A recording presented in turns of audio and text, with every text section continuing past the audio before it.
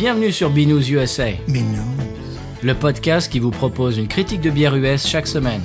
Des bayous louisianais, nous vous délivrons nos coups de cœur, conseils pratiques et l'expression cajun de la semaine.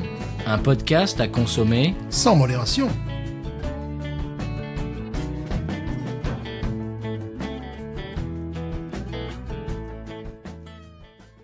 BNews USA is part of the Podcut family of podcasts.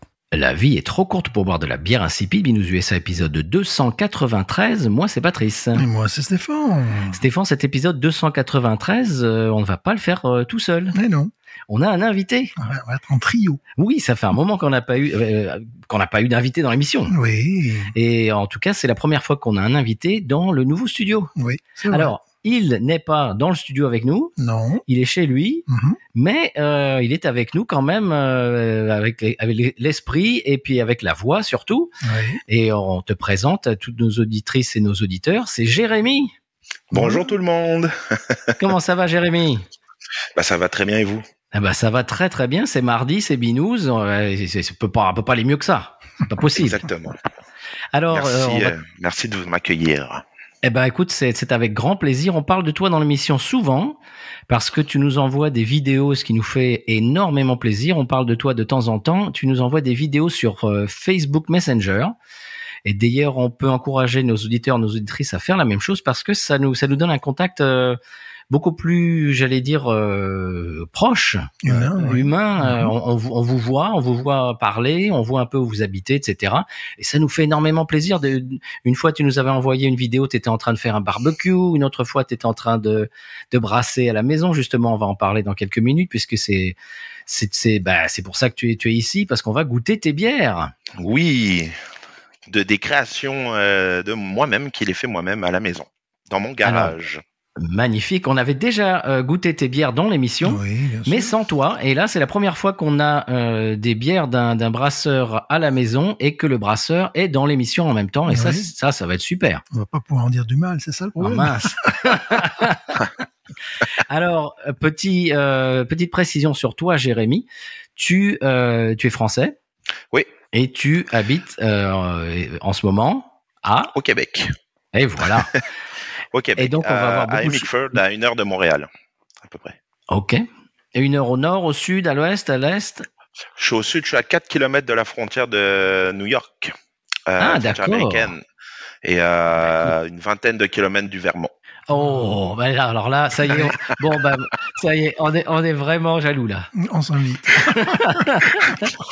Alors, ce qu'on va faire, c'est que on va parler de tout ça parce que, en tout cas, moi déjà, je sais personnellement, ça m'intéresse beaucoup d'avoir un petit peu de ton historique et tes impressions, etc. La vie en tant que Français au Québec, j'imagine que nos auditeurs, nos auditrices, ça va les intéresser également. Oui, beaucoup sont intéressés par Québec, mais ça c'est clair. Il y a beaucoup de Français au Québec, je crois. Oui. Et donc, on va avoir un petit peu tes impressions quand t'es arrivé, etc. Un petit peu la vie. On a parlé un petit peu avant en hors micro, Jérémy, et tu me disais que c'était pour schématiser, c'est l'Amérique du Nord, mais pas exactement les États-Unis. Donc, il y a une espèce d'entre-deux comme ça. C'est pas la France, bien sûr. C'est pas non plus les États-Unis. Et il y a une espèce de mélange. Donc, tu nous expliqueras ça tout à l'heure. Et contenu additionnel que tu vas nous amener, c'est que tu as travaillé pendant 8 ans chez Molson Coors. Oui, c'est vrai, c'était mon premier emploi au Québec. Ouais. Molson Coors, on le rappelle, c'est un des immenses groupes industriels de bière en Amérique du Nord. Oui. La plus ancienne brasserie Molson, déjà à Montréal, qui a été fondée en 1786, donc qui est une très vieille brasserie, qui a été déménagée malheureusement. Je dis malheureusement parce que cette brasserie-là avait ses fondations depuis le début qu'elle existait, qui a été fondée par John Molson, et elle a déménagé à Saint-Hubert en 2019. Ils ont quand même réussi à refaire les recettes malgré le changement d'eau. Mais oui, c'est ça, c'est une grosse entité. Puis ils ont fusionné avec la brasserie Coors, que vous connaissez du Colorado. Non, Bien Et sûr. donc, il y a la Coors Light. Puis nous, au Québec, la bière Molson est connue par la Molson canadienne, Molson Export, depuis 1903. La même recette. Ouh. Voilà, on va parler de tout ça. Ça va être, moi, je suis vraiment très intéressé parce qu'en fait, tu nous envoyais beaucoup de vidéos. Nous, on t'a envoyé des vidéos en réponse, etc. Mais on n'a jamais discuté autre que l'autre jour, un petit peu toi et moi, pour parler un petit peu du côté technique et puis s'arranger un peu sur les heures, etc. Mais en dehors de ça, on s'est jamais parlé autre que je t'envoie une vidéo, toi tu m'en envoies une. On n'a jamais discuté comme ça à bâton rompu. Et c'est quelque chose qui m'intéresse beaucoup. J'ai beaucoup de questions pour toi. Et toi, j'imagine, tu en as peut-être pour nous. Et d'ailleurs, qu'est-ce que ça te fait d'être dans l'émission? Parce que t'es un auditeur au départ. Bah écoutez, ça fait 3 ans moi que je vous écoute, puis c'est vrai que je t'envoie beaucoup de vidéos, je vous envoie beaucoup de vidéos quand je brasse, parce que c'est là où je vous écoute le plus, ou sur la route. Donc des fois j'interagis beaucoup sur vos émissions quand je suis en train de brasser, parce que là j'ai le temps de vous écrire, dire hey, ça c'était drôle, tout ça. Puis ça me fait chaud au cœur d'être invité, puis surtout de pouvoir avoir la chance que vous goûtiez mes bières, surtout les 2 premières bières que je vous avais envoyées. J'ai eu un super bon retour, donc je m'étais juste trompé dans le style, mais c'était mes débuts de brasseur. Épisode 185. Trompé, hein. Non, je pense pas. On s'est régalé en tout cas. Oui, vraiment. Mais c'est ça, c'est ça. Donc je n'ai pas peur de revenir une deuxième fois, et là de prendre les critiques en pleine face, ça me fait pas peur. Au contraire, ça me permet d'évoluer encore plus, parce que je veux continuer moi à évoluer, mais je fais ça en amateur, je fais ça pour m'amuser. Hein. C'est vraiment le but de tout ça. D'ailleurs, je vous raconterai après là, le pourquoi j'ai commencé à brasser à la maison. C'était quoi mon intérêt par rapport à ça. Génial. Je te propose justement qu'on rentre dans le vif du sujet après le sonal. Vous êtes prêts, les garçons? Oui. C'est parti, sonal.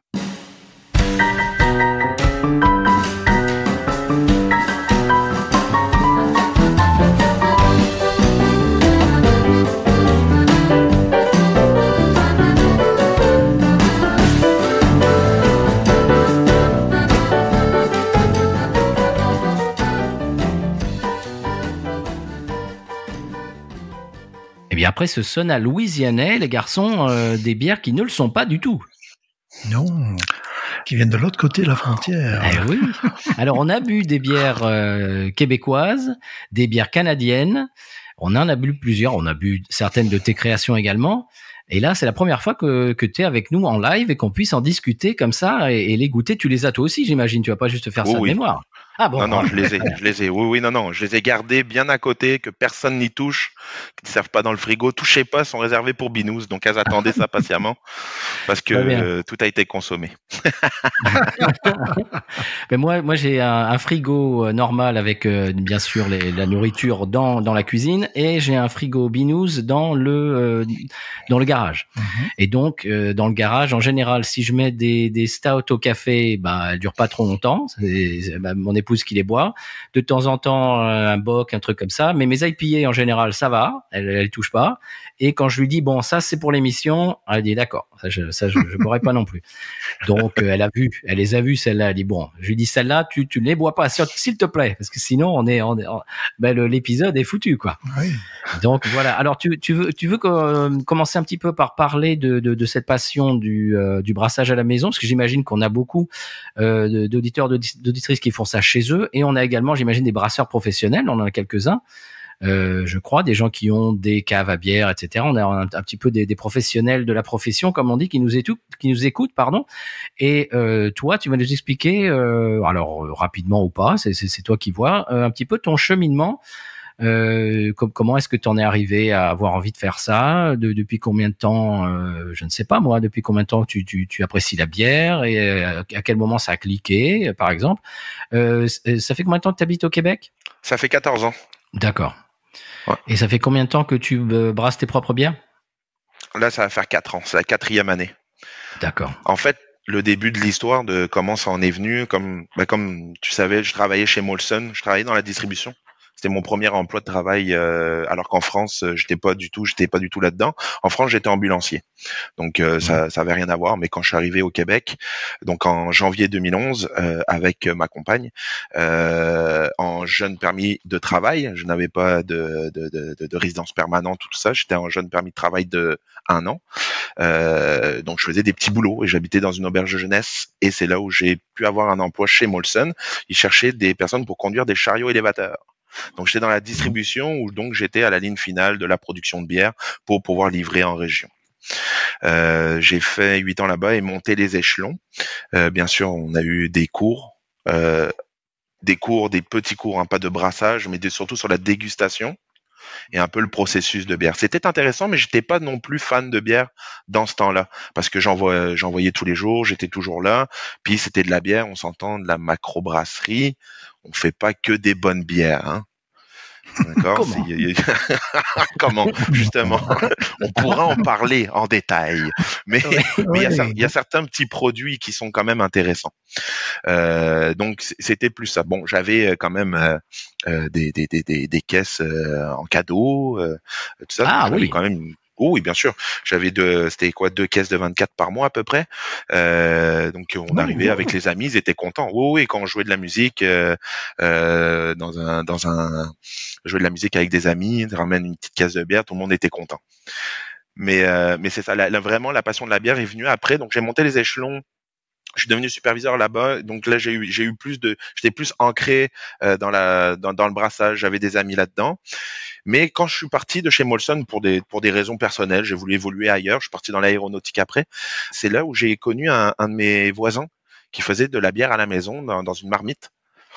Et j'ai sympathisé avec lui. D'ailleurs, c'est un Allemand un voisin d'origine allemande.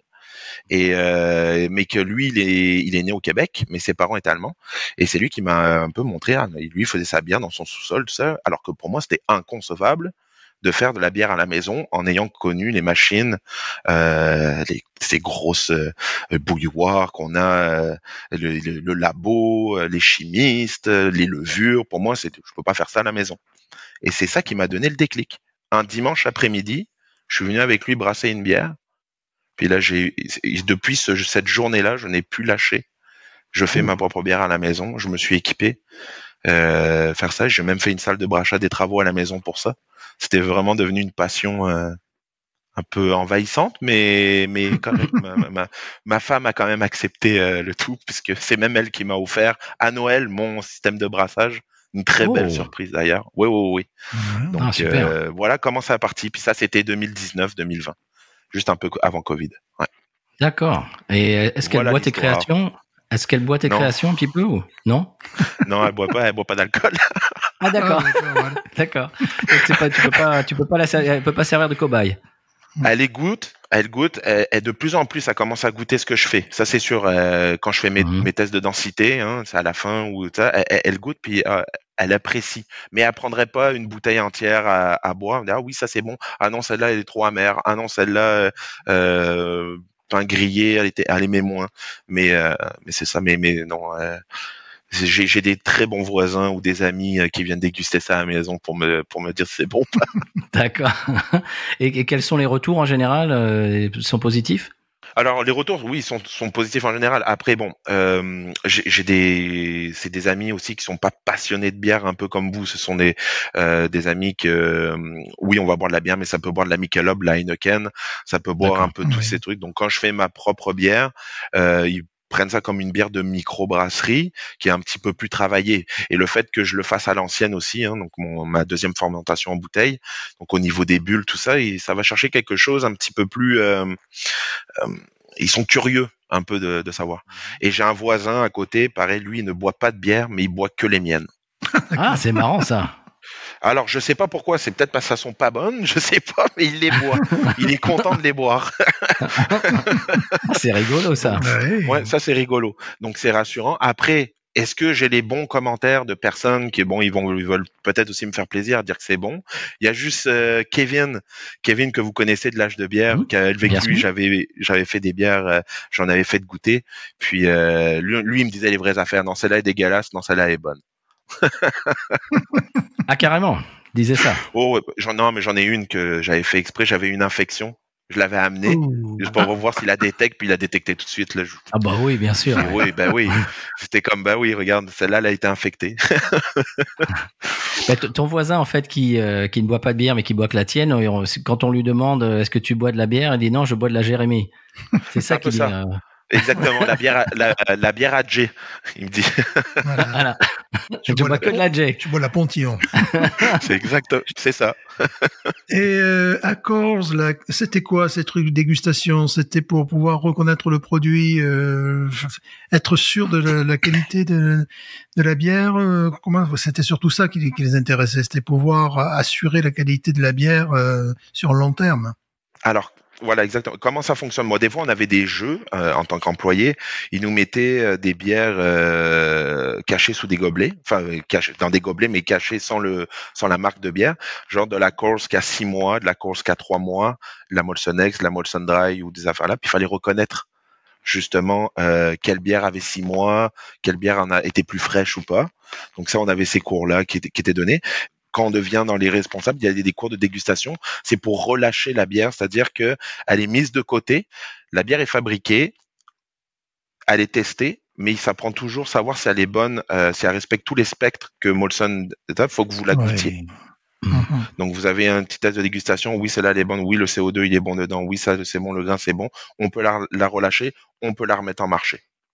D'accord. C'est un peu comme ça que ça se passe. Puis ça prend des responsables, donc des personnes non syndiquées, des responsables qui sont sur place sur la brasserie. D'accord. Voilà un peu les cours qu'on a. Et qui ne font que ça en fait, parce que ça j'ai vu des fois dans des documentaires ou dans des vidéos qu'il y a par exemple chez Budweiser, il y a le type qui tous les jours boit chaque brassin pour s'assurer que c'est exactement les goûts avec exactement tous les paramètres qu'il faut, et il fait que ça. C'est comme le nez pour les parfums, lui c'est le palais pour s'assurer qu'elle soit tout insipide, pareil. C'est exactement ça. Ça, c'est un drôle de. Il y avait des gens qui discutaient là-dessus sur Reddit un jour sur le forum de la bière, et il y a des gens qui disaient mais c'est mon rêve, c'est mon boulot de rêve. Qu'est-ce que j'aimerais faire ça? Il y a d'autres qui disaient mais t'es fou, boire tous les jours de la Budweiser, tu te rends pas compte? Ouais. Enfin bon. Et donc il y avait des gens qui avaient des avis un petit peu différents là-dessus. Mais vous, ils vous faisaient faire ça de temps en temps comme ça? Et oui, en fait, c'était selon le quart de travail et quand est-ce il fallait livrer la bière. Donc, par exemple, la bière, on l'avait fait une mise de côté ou elle était prête à être envoyée. Donc, c'est parce que on la produit, il faut la goûter, puis là, on peut dire c'est bon, on peut s'en aller dans les entrepôts. Donc, il faut pas la garder trop longtemps sur place. Donc, c'est en fait les coordonnateurs, les superviseurs qui sont sur place, qui vont à la salle de dégustation en haut, qui sont appelés. Et donc, on a fait telle bière aujourd'hui, telle bière aujourd'hui, telle bière aujourd'hui. On la déguste, c'est bon. Ok, oui, c'est convenable. Ah non, il y a un problème de CO2, on va la garder, on fait une mise de côté, savoir si elle s'améliore ou si on la met pas en vente parce qu'elle est pas bonne, on la scrape. Quand on dit comme ça, oui, ça peut faire rêver, mais ça dépend quelle bière vous dégustez, parce que comme je disais tantôt, il y a certaines bières que non, faut déguster celle-là. Oh non, pas celle-là. On va déguster. Voilà. C'est lequel de dire. Est-ce que tu pourrais nous dire un petit peu la différence qu'il y avait entre une Coors éventée ou vieille et une Coors plus récente? Qu'est-ce que vous sentiez? C'est-à-dire, nous, des fois, on dit qu'elles ont pris la poussière, c'est-à-dire, elles étaient plus maltées, elles étaient moins dynamiques, moins vives, ces bières-là, qui avaient déjà un petit peu vieilli, ou? Alors, elles étaient moins vives. La Coors Light, qui était pas une de mes bières préférées, mais il faut savoir que la Coors Light aux États-Unis et la Coors Light au Canada est différente. Déjà, nous, elle a 4% d'alcool. Et, désolé pour le mythe, puis je vais peut-être briser des cœurs à certaines personnes, mais elle n'est pas faite avec l'eau des Rocheuses à Montréal. Comment? Elle est faite Comment? Après, tu vas me dire que l'Évian vient pas d'Évian. Ah non, c'est ça. Donc, elle vient du fleuve Saint-Laurent. Non. Ouais. Donc, mais qui est une très bonne eau, en passant. Puis, je me souviens aussi quand on faisait de la Coors Light pour l'Australie, c'était encore une autre recette, elle était à 4,2% d'alcool. Tiens. Ouais, un petit peu plus haut. Donc, c'est un changement encore je pense que c'était sur la levure. Après, bon, je connais pas les spectres, mais c'était la Coors Light pour l'Australie qu'on shippait, était à 4,2% d'alcool. Donc, qui était quand même différente de ça. Mais, et donc, la différence qu'on pouvait voir entre une vieille Coors Light, même la température est très importante parce que vous allez avoir un goût de maïs, grillé, mais pas bon. Donc, c'est ça, c'est un peu ça la différence. Mais je suis pas un professionnel de Coors Light, Stéphane, désolé. Ils employaient combien de personnes à peu près? Moi, quand je suis rentré, on était 800 Puis là, maintenant, on est rendu à beaucoup à l'automatisation. Hein. Ils sont rendus 300, je crois, à peu près 320 personnes aujourd'hui. Ouais. Et est-ce que tu as goûté la Coors Light australienne? Est-ce qu'elle est différente au goût? J'ai pas pu. Non, il n'y a pas eu de caisse qui s'est brisée, donc pour pouvoir la déguster. Non, puis dans ce temps-là, j'avais pas ce côté curieux. J'avais pas ce côté curieux autant que j'ai aujourd'hui. Hein, des fois, on a tout sous le nez, puis j'ai l'impression que quand je suis parti du monde de la bière, je m'y suis mis 4 fois plus, mais là en tant qu'une passion, quoi, hobby, pas en tant que travail. Donc c'est ça qui était intéressant. Mais de toute façon, moi c'était de la distribution. Là. Je ne fabriquais pas de bière à Molson, je la distribuais. Voilà. Donc c'était différent. Comment ton profil a pu intéresser cette entreprise? Ça doit pouvoir intéresser des gens qui veulent s'établir à Québec ou au Canada. Alors déjà, pour rentrer à Molson, c'est très compliqué parce que ça a toujours été de génération en génération.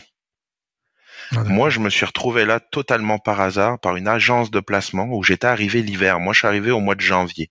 Quand je suis arrivé au Québec, je voulais être vendeur moto. On s'entend que quand il fait moins 30 dehors, c'était pas très populaire parce que je le savais, je pouvais pas faire ambulancier. Donc, quand on s'en va émigrer au Québec, il faut savoir accepter de changer de vie. Hein. On s'en va dans un nouveau travail, tout ça. Mais ça, c'était ma vie à moi et ma conjointe. Donc moi, je me suis retrouvé là-dedans par une agence de placement, tout simplement, qui ont dit ils cherchent du monde fiable pour longtemps et longue carrière. Donc j'avais le profil apparemment pour ça, puis j'ai fait 8 ans là-bas. C'est comme ça que j'ai eu un coup de chance. D'accord. Que dirais-tu du marché de l'emploi à Québec? Est-ce que c'est mieux qu'en France? Il y a moins de chômage ou c'est difficile? Ah oui. Ah non, totalement. Ici, vous avez beaucoup d'opportunités.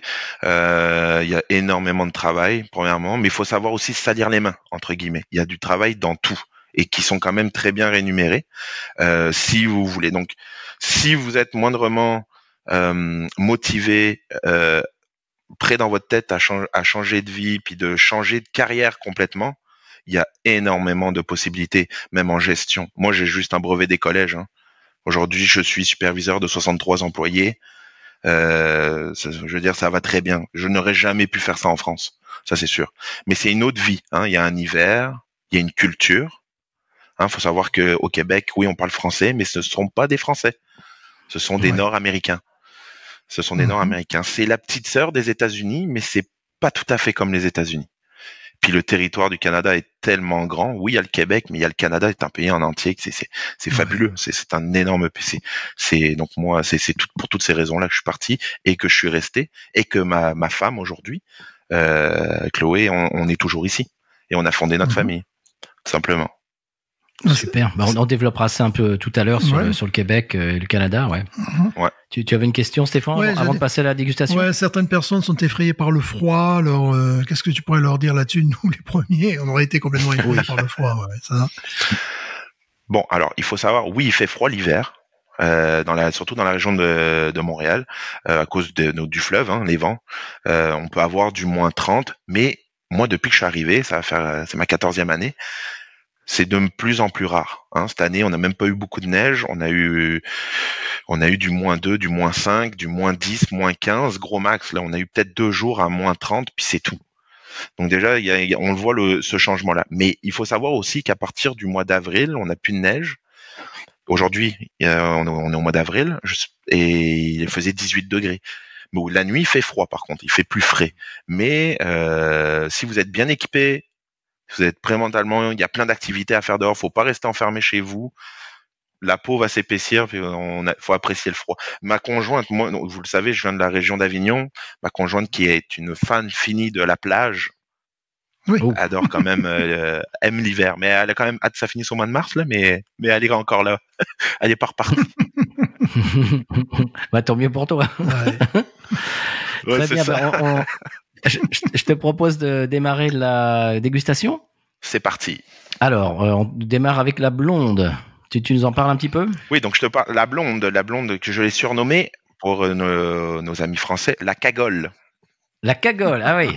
La cagole, parce que vous verrez, je l'ai tout simplement appelée comme ça la cagole, parce que quand je l'ai versée la première fois, Je la trouvais pas si belle que ça. Mais Tes dents.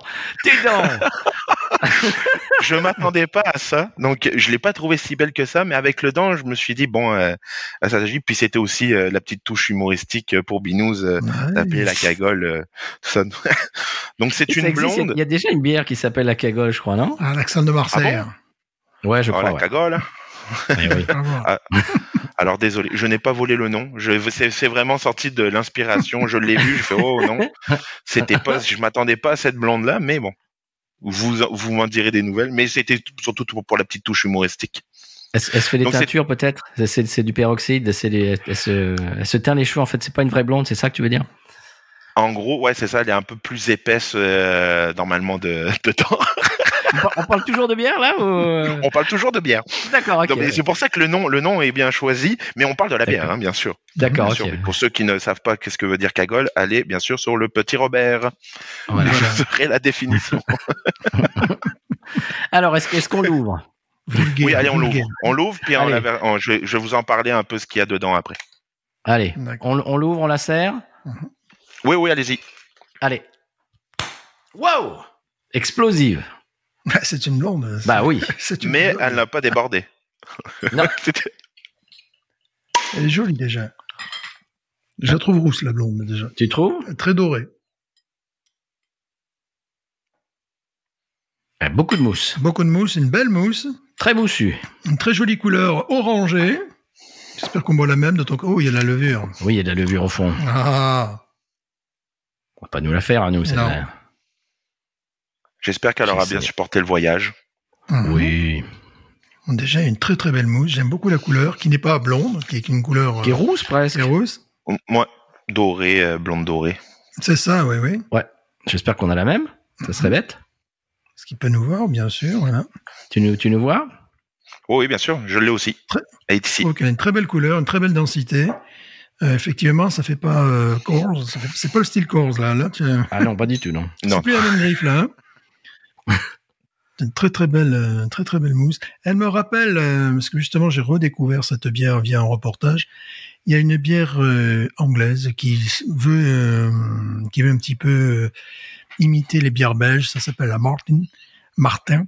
Et j'ai vu ça parce qu'il y avait un reportage et à un moment donné, il y avait une cagette de cette bière. Je me suis dit, ah ben voilà, oui, je me rappelle bien ça.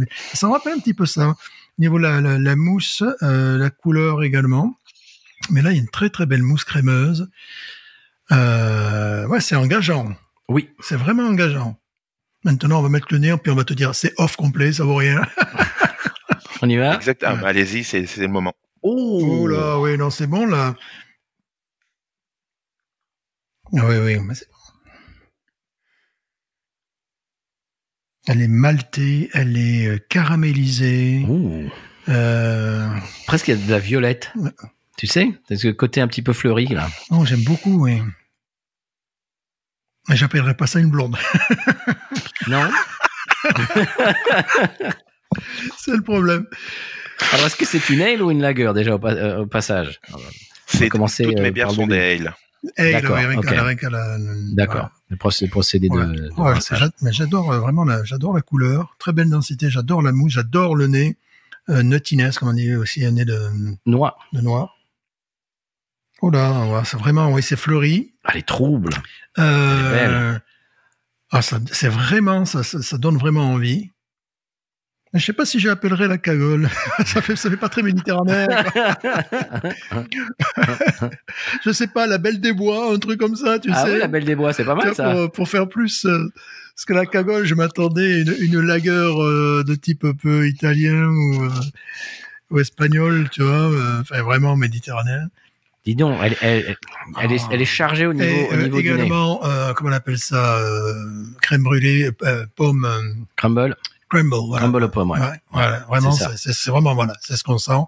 Ça, tu nous as réussi un truc là qui me ravit le palais, quoi. Ça, c'est vraiment, ça pourrait être une. Quel est le degré? Ah oui, tiens. Hey. 5,2%. Bon, c'est parfait, ça. D'accord. Je te Complètement remets un peu de... Ouais, allez-y, mais mettez-moi un peu plus la cagole. Elle est vulgaire, mais elle est sympathique quand même. Hein, voilà. Mais en fait, on pourrait la renommer la jolie cagole, si vous voulez. Ouais, je sais pas, tu sais, un truc plus québécois, là, tu sais, la Belle des Bois, un truc complètement loufoque, là, tu vois. Ouais, la Belle des Bois, c'est pas mal. Ouais, ça peut être. Ah, on est ouvert à tout, hein. La Belle du Bois Doré, tu vois. Je sais pas, un truc comme ça. Non, le nez est absolument, d'ailleurs, il faudrait qu'on plonge maintenant. Petit côté réglisse, je trouve, au nez. Moi, je trouve qu'il y a beaucoup de choses que j'apprécie dedans. Bon, on a dit crumble, c'est-à-dire bon, on est de pommes brûlées, de caramel, également de noix, en fait, toute cette catégorie-là, quoi. De pain, mais de pâte à tartiner. Pâte à tarte. Pâte à tarte, voilà, pâte à tarte, oui. Ouais, ça fait crumble, quoi. Ouais, c'est ça. Tout à fait. Ce qui est très engageant pour nous. On a déjà bu des bières comme ça qui nous ont régalé. Donc là, moi, je pense que ça va nous plaire. Osons-nous plonger. Allez, c'est parti.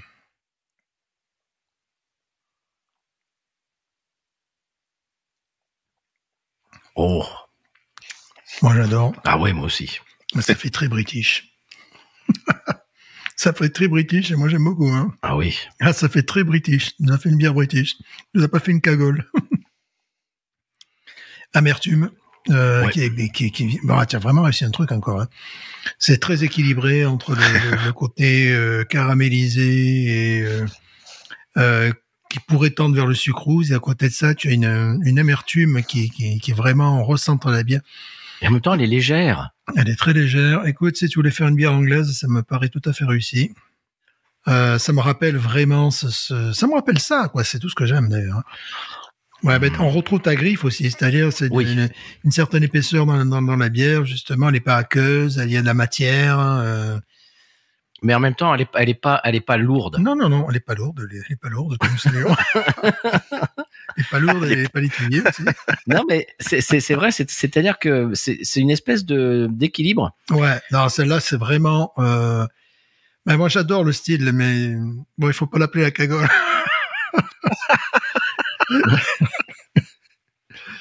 Je sais pas, la British Export, un truc comme ça, j'en sais rien, tu vois, mais elle fait très anglaise, très bière de pub. Bah, justement, tout à l'heure, quand je disais qu'elle me rappelait la Martin, c'est ça, mais en mieux, ce que tu as fait en mieux, parce que l'autre était vraiment sucrose, mais il y avait un petit peu de ça, quoi. Moi, je me régale. Ah, moi aussi. Ça, j'en ferai des folies. Hein. Ouf, moi aussi. Ah là, tu nous régales, là. Ouais, en plus, je trouve qu'on a le verre idéal pour ça. En fait, tu l'as pas fait exprès, mais... Si, voilà. Parce que je savais un peu les styles de bière. Ah, d'accord, ben voilà. Ne t'inquiète pas, je sais ce que je fais. Ouais, parce que là, vraiment, on se croirait en Angleterre, quoi. Alors ça, venant de Stéphane, c'est un énorme compliment. Voilà, oui. Avec une matière qui, on en a déjà parlé, plus proche des bières belges, mais oui, pour moi, c'est un grand compliment. Ouais. Moi, je me régale. J'en ferai des folies de ça. Ouais, moi aussi, ouais. Oh là. Bon, alors, je vais vous expliquer l'histoire de cette bière. Vous en souvenez, la bière de l'épisode 185 ? Oui. Cette bière avec cette bière d'encre que je vous avais dit que c'était une bière anglaise et qui était pour moi, je pensais que c'était la bière préférée à Stéphane. C'était mes débuts en brassage.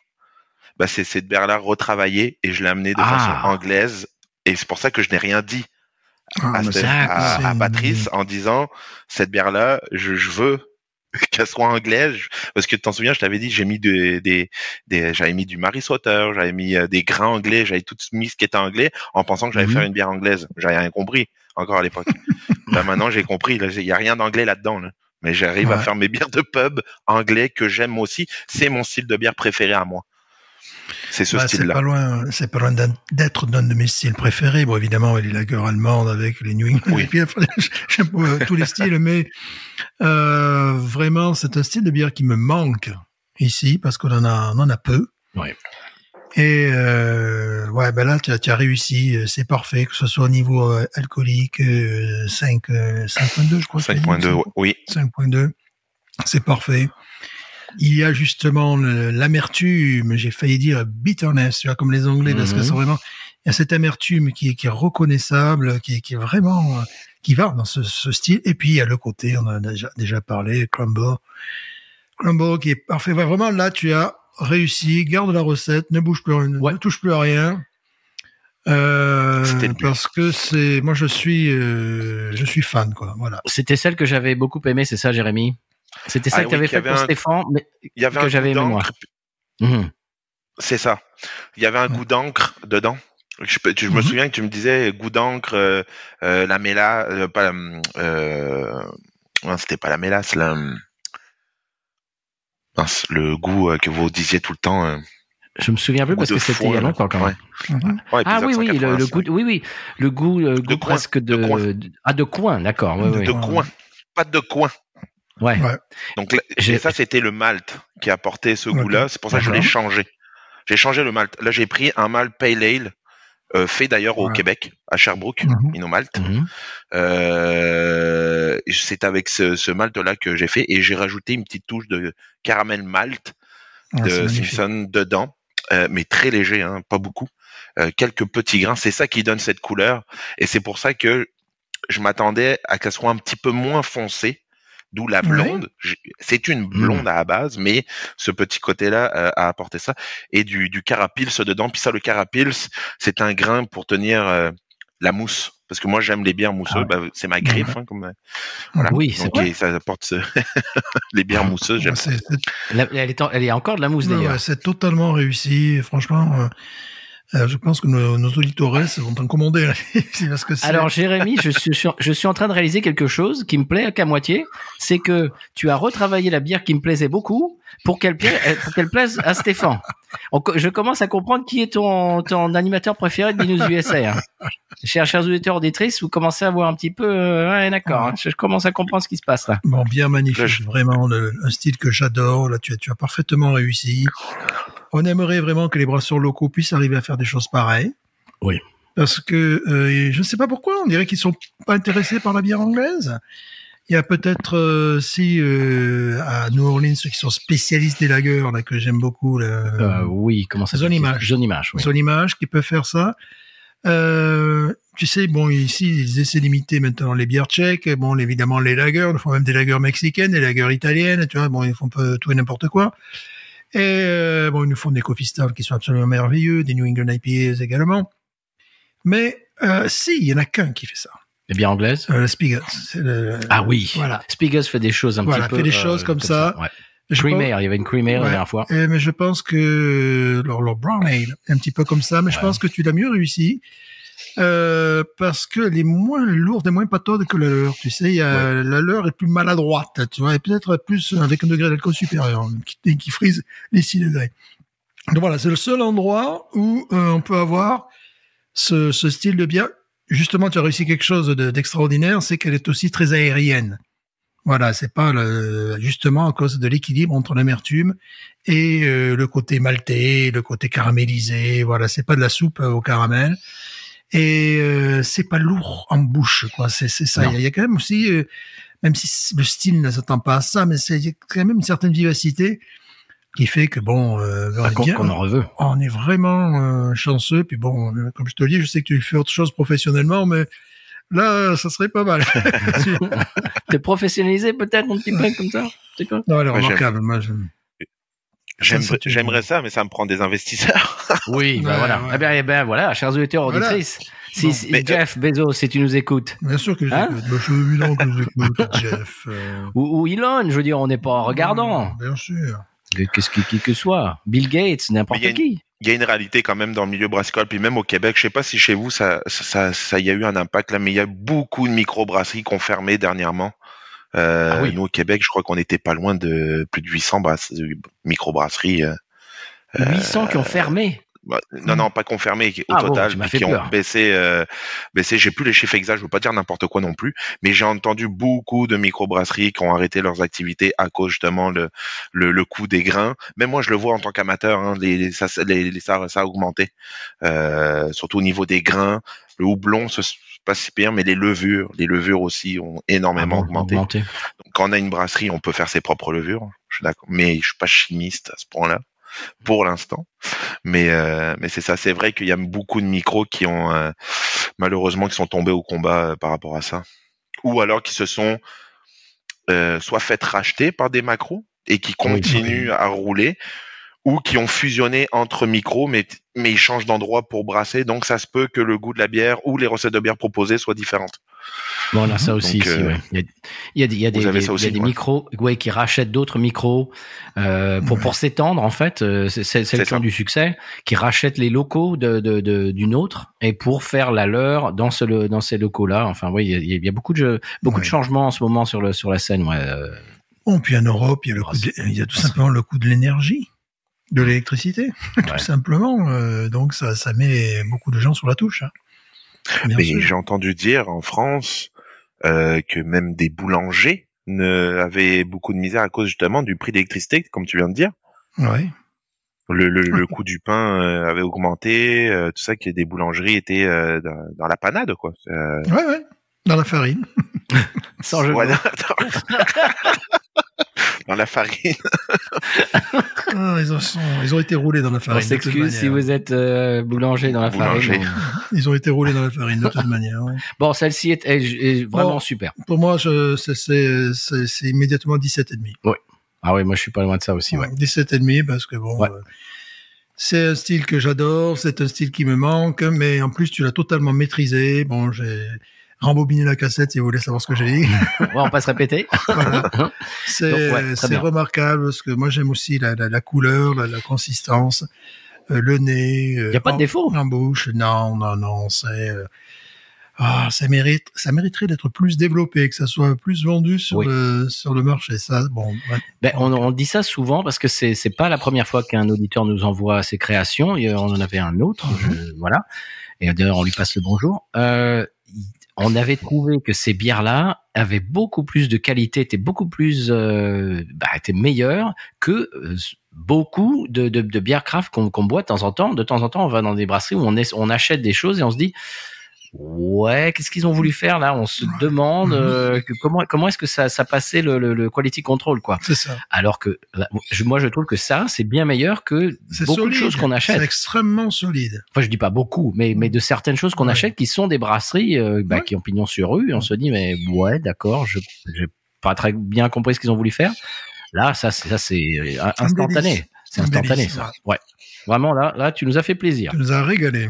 Ouais, ben merci beaucoup, merci. C'est que des belles paroles. Donc je garde cette recette. Oui, je la garde. Alors, est-ce que tu peux faire la recette d'avant aussi que j'avais bien aimé? Tu peux faire un brassin de celle-là aussi? C'est possible ça? Mais il faut aller. Alors il faut aller à l'encre, c'est ça. Mais il faut que je reprenne mon Maris Water puis que ça tourne moins en bière belge. D'accord. Hein? T'en souviens c'est ça. Fallait que je retravaille celle-là. Mais oui, Patrice, je vais te faire une bière. Laisse-moi le temps de peaufiner tout ça. Déjà que Stéphane m'avait demandé une bière à la carotte, mais j'ai pas embarqué là-dedans. Hein. Ah bon? Oh bah on est déçus. Parce que là, on avait le nom tout trouvé, Bugs Bunny, ou un truc comme ça, tu vois. Je sais pas, ça il faut que tu donnes un nom anglais, tu vois. Je sais pas, un nom de village peut-être qui est juste à côté du Vermont, ou je ne sais rien, un truc comme ça. Parce que c'est vraiment un style bien anglais que j'adore. Voilà. Moi, je voudrais bien boire ça dans un canapé cuir, avec un pub en bois obligatoirement, tu vois. Vous avez l'exclusivité, c'est dans le sens que je l'ai fait une fois, puis je ne l'ai pas refait depuis. Ah. Mais non, j'attendais les critiques. C'est-à-dire que je l'ai changé, j'ai changé la recette, j'attendais les critiques avant de voir si je me relançais là-dedans. Les deux dernières bières que j'ai... Ok, donc je la referai. On la touche pas, là c'est remarquable. Mais bon, le seul truc, c'est qu'il faut que tu lui donnes un nom anglais. Oui, bah ça, il fera ça. Il fera ça comme ça. Les noms, les noms, comme je disais, c'était vraiment pour la blague, la cagole. Mais au tout début, c'est vrai, par exemple, quand je l'ai embouteillé la première fois, je fais oh non, c'était pas cette couleur-là, mais c'est quand on l'embouteille, on la voit pas finie encore dans ce temps-là. Puis pour que je la retrouve dans mes fichiers, faut que je lui donne un nom. Donc j'ai donné ce nom-là vite. Il devait être 00:30 le soir. Oh la cagole. Si ça les fera rire. C'est comme ça que c'est sorti. Parce que tu sais, une fois j'ai bu dans un bar à Uzès, comment José, la cigaloise qui était faite en Pologne. La cigaloise en Pologne. Okay. Alors là, c'est terrible parce que c'est même pas consommable. J'ai eu l'impression de me faire prendre de tous les côtés. J'étais un bar très touristique d'Uzès et ils me servent ce truc, mais qui est infâme. J'aurais préféré, franchement, une Kronenbourg ou quelque chose comme ça. C'était dégueulasse. C'est-à-dire qu'une sole, à la limite, c'était presque une œuvre d'art. Et sous prétexte, tu vois, le gars, il aurait mérité que je l'attaque en justice. Et sous prétexte, tu sais, le gars sous prétexte de bière locale, tu vois, oui, cigaloise. Puis après, bon, il y a eu un reportage, je sais plus sur quelle chaîne française, qui montrait que la cigaloise, elle était faite en Pologne. Puis elle était faite en Pologne, n'importe comment, tu vois, si elle avait été faite encore avec, non, c'était vraiment, il faisait pisser le houblon et c'était dégueulasse, quoi. C'était quelque chose de très amer, mais vraiment, même nos bières industrielles françaises ont beaucoup plus de qualité. Là, c'était un produit ménager. Et j'imagine qu'il y a plein de touristes qui se font avoir. Bah, moi, ça m'a énervé. Hein. Comment la cigaloise, ouais, c'est... Ouais. Est-ce que tu as fini la... Oui, comment on va l'appeler celle-là? La Brighton. Tu l'as fini? Ok. La Brighton. Ouais, je sais pas, il trouve un nom, un truc comme ça pourrait faire... Vas-y, Stéphane, trouve-y un nom. ouais, tu sais. Moi, je cherche un truc avec J, avec la lettre J. Ou alors Port-Québec, tu sais, un truc comme ça. Québec Import, un truc comme ça. Non, c'est pas Port-Québec, tu sais, une espèce de mélange d'anglais, tu vois. Ok, bon, on trouvera ça hors micro. Ouais. On translate sur la deuxième? Oui. La deuxième, c'est celle qui a un seul... comment dirais-je, un seul truc rouge sur le oui, parce qu'il faut vous dire qu'il n'y a pas, chers auditeurs auditrices, on n'a pas d'étiquette. C'est juste, ce sont des grolsch, en fait, on va le dire, des bouteilles grolsch qui sont identifiées par le nombre de, c'est quoi, de points rouges sur le dessus. Voilà, je sais pas. As-tu pensé à les prendre en photo? Non. Ah ben voilà, parce que sinon. Mais depuis tout à l'heure, je mitraille. Hein. Voilà. Alors donc, quelle est la deuxième? J'espère que c'est la même. Là, on change de milieu. Non. Est-ce que je veux dire, c'est j'espère que toi et moi avons la même, et toi et nous avons la même. Oui, c'est ça que je veux dire. Oui, nous avons la même. Oui, c'est bon. Parce que moi, sinon, ça va être bizarre. Moi, je les reconnais, moi. Je les reconnais. Cher investisseur, si vous voulez investir dans une étiqueteuse, je pourrais faire des étiquettes sur mes bières. Mais je sais pas pourquoi je t'ai mis des points, Patrice. J'aurais dû mettre des chiffres. Là, je sais pas pourquoi. Non, j'ai trouvé ça tout à fait. Moi, j'avais même pas vu. C'est mon épouse qui a dit, ah, t'as vu, il y en a une, elle a 1 point, et l'autre, elle a 2, elle a 3. Ah, d'accord, oui, d'accord. J'ai pas remarqué. Patrice, des fois, il n'est pas très perceptif. Il est perceptif aussi, des fois. Voilà. Il parle pas bien français non plus. Mais il est perfectible. Voilà. Monsieur, on y va, monsieur Jérémy, on y va pour la deuxième. Alors, est-ce qu'on explique avant ce que c'est ou est-ce qu'on fait à l'aveugle? À l'aveugle. Allez, à l'aveugle. Parce que si je te dis ce que c'est puis que c'est pas ça dans le verre comme la blonde. Oui. Alors voilà, ce qu'on va faire, c'est que on va essayer de savoir ce que c'est, puis toi tu vas dire oui, exactement, c'est ça que j'ai voulu faire. Moi c'est ça. Moi c'est ce que vous voyez. Moi je crée la bière. Moi après ce que c'est, je sais pas, buvez, vous me direz. Allez, on y va. Ouais. C'est parti. C'est la fête. Ta. La bière de Jérémy, c'est la fête. Encore une bière qui me paraît très jolie. Oh. Un peu plus ambrée. Oui. Pousse. Ouais. Mousse remarquable. C'est la Griffe Pontillon. Ouais, moi la mousse, j'aime ça. Ouais, on voit ça. Oui, mais c'est normal. Je comprends pas qu'on ne puisse pas aimer la mousse, puisque la mousse protège de l'oxydation le reste de la bière. Je ne supporte pas quand les Américains essaient de nous... Oh, de les servir sans mousse. Sans mousse. C'est-à-dire, si j'avais besoin de bière sans mousse... Ouais, non, moi également aussi. Je boirais du sirop. Elle est très, très belle aussi. Hein. Par contre, elle est beaucoup plus ambrée, mais c'est-à-dire, c'est acajou. Oui, acajou, oui. Mahogany. Mahogany. Voilà. C'était un mot imprononçable, imbitable. Oh, elle est belle. Ah oui, dis donc, les acajou. Elle est ouais. Il y a beaucoup de levure au fond de la... Ah, je suis un peu déçu, là. Il y a de la levure au fond de la bouteille. Il faudra le renvoyer, hein, parce que le renvoyer au fabricant. Moi, je me plains.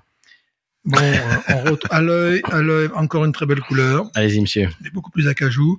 La mousse a approximativement la même couleur que la précédente. Hein. consistante. Blanc comme cassé. d'habitude. Ouais, blanc cassé. Je suis cassé. Je veux dire. Très très belle couleur. Oh, mais Bon, mettez le nez allez. dedans. Bon, d'accord. Là aussi, on est dans le Chestnutty Brown Ale. Oh, Ça devrait mais être c'est ça. profond. C'est profond. Oui, comme tu dis chestnut, c'est-à-dire c'est les noisettes.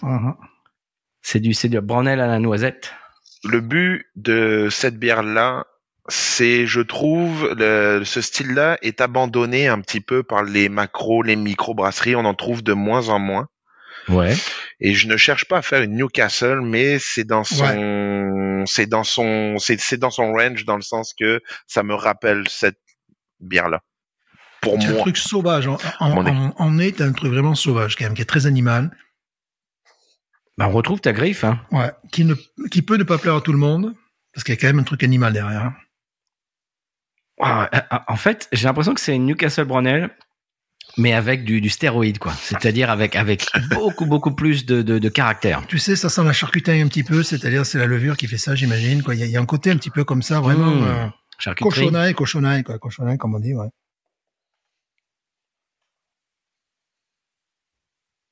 Elle est peut-être moins, pour l'instant où on est, moins abordable que la précédente.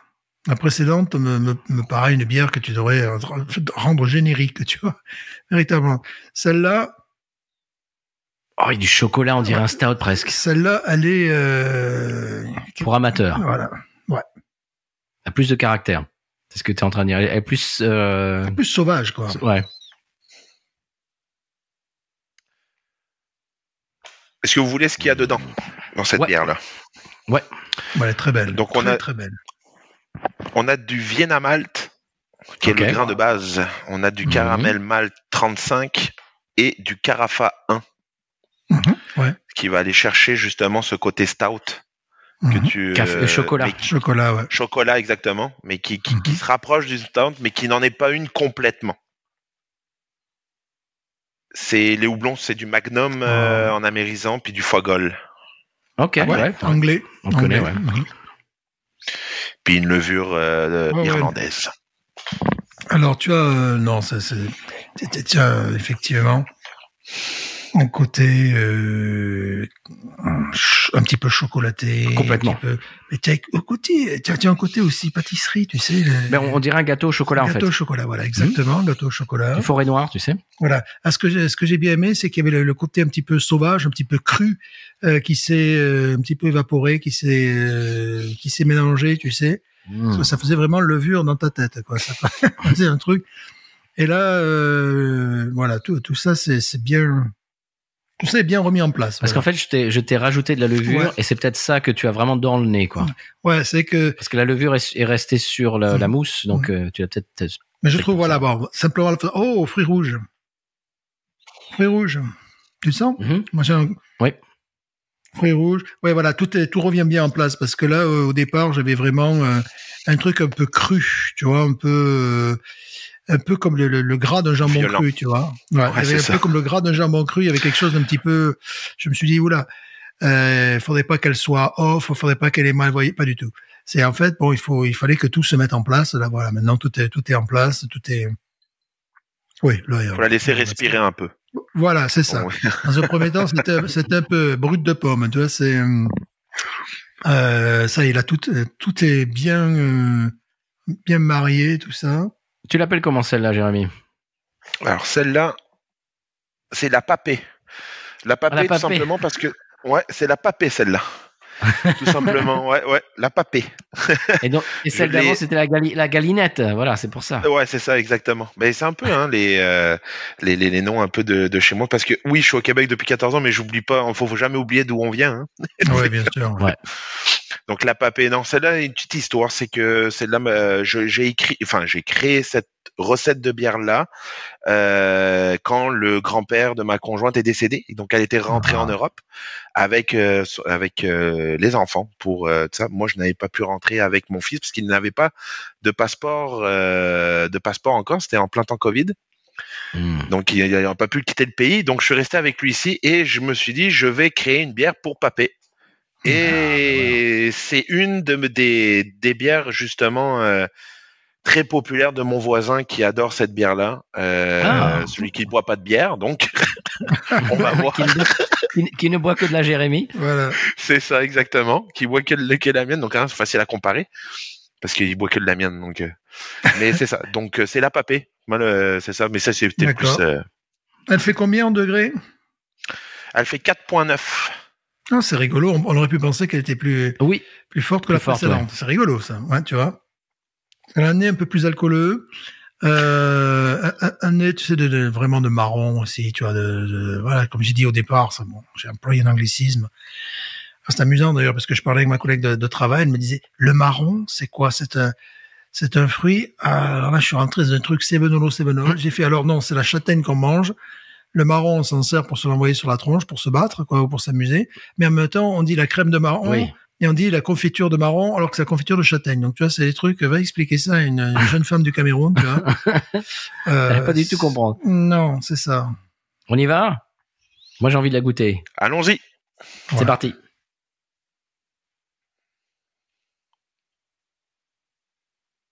Ah ouais, vraiment Brunel. Écoute, tu me régales, là. Ah. Tu fais que des bières de style anglais, il faut arrêter maintenant. Il faut que tu te mettes à faire des lagers allemandes, je ne sais pas, ou des pilsner tchèques, là. Non, c'est remarquable. Bah. J'aime ça. J'aime son côté robuste. Je crois qu'on avait déjà parlé. Celle-là est quand même plus robuste, plus terroir, plus earthy, comme on dit, plus terreuse, en fait. Terreuse. Bah, les deux, je les adore, quoi, dans des domaines qui sont, je trouve, sont assez. Pour moi, c'est dans je dirais dans ma vision des choses, c'est quand même la même famille de bières, tu vois, au goût, en tout cas. Et c'est le genre de bière que j'aimerais boire au même endroit, en fait, dans le même pub, tu vois, parce que ça, je trouve que c'est ta griffe en définitive. On n'est pas passé, tu vois, d'une bière anglaise à une bière allemande, par exemple, ou à une Pilsner tchèque, ou à une New England IPA. Non, je trouve qu'on est une bière belge d'ailleurs. On est vraiment resté dans. C'est une déclinaison plus campagnarde, plus rude. Mais on est dans les goûts qu'aime Jérémy apparemment. Moi aussi, il fait ce qu'il aime et donc c'est pour ça que c'est sa griffe. Moi aussi. Hein. J'aime beaucoup. Ouais. Ouais, moi aussi. C'est très terreux. Tout brasseur vous le diront, je pense, c'est beaucoup d'ouvrage, c'est beaucoup de travail de brasser une bière. Brasser une bière, c'est 6 heures de temps, qu'on fasse 100 litres, qu'on fasse 30 litres, ou qu'on fasse 1000 litres, c'est le même temps, c'est le même procédé, c'est le même temps de chauffe. Donc, un brasseur va faire ce que lui, il aime, parce que je pense que quand un brasseur, c'est comme un cuisinier d'ailleurs, s'il fait un plat qu'il n'aime pas, il va peut-être le rater. Je trouve que c'est la même chose quand on brasse de la bière. Moi, j'aime beaucoup les bières anglaises. J'ai toujours adoré.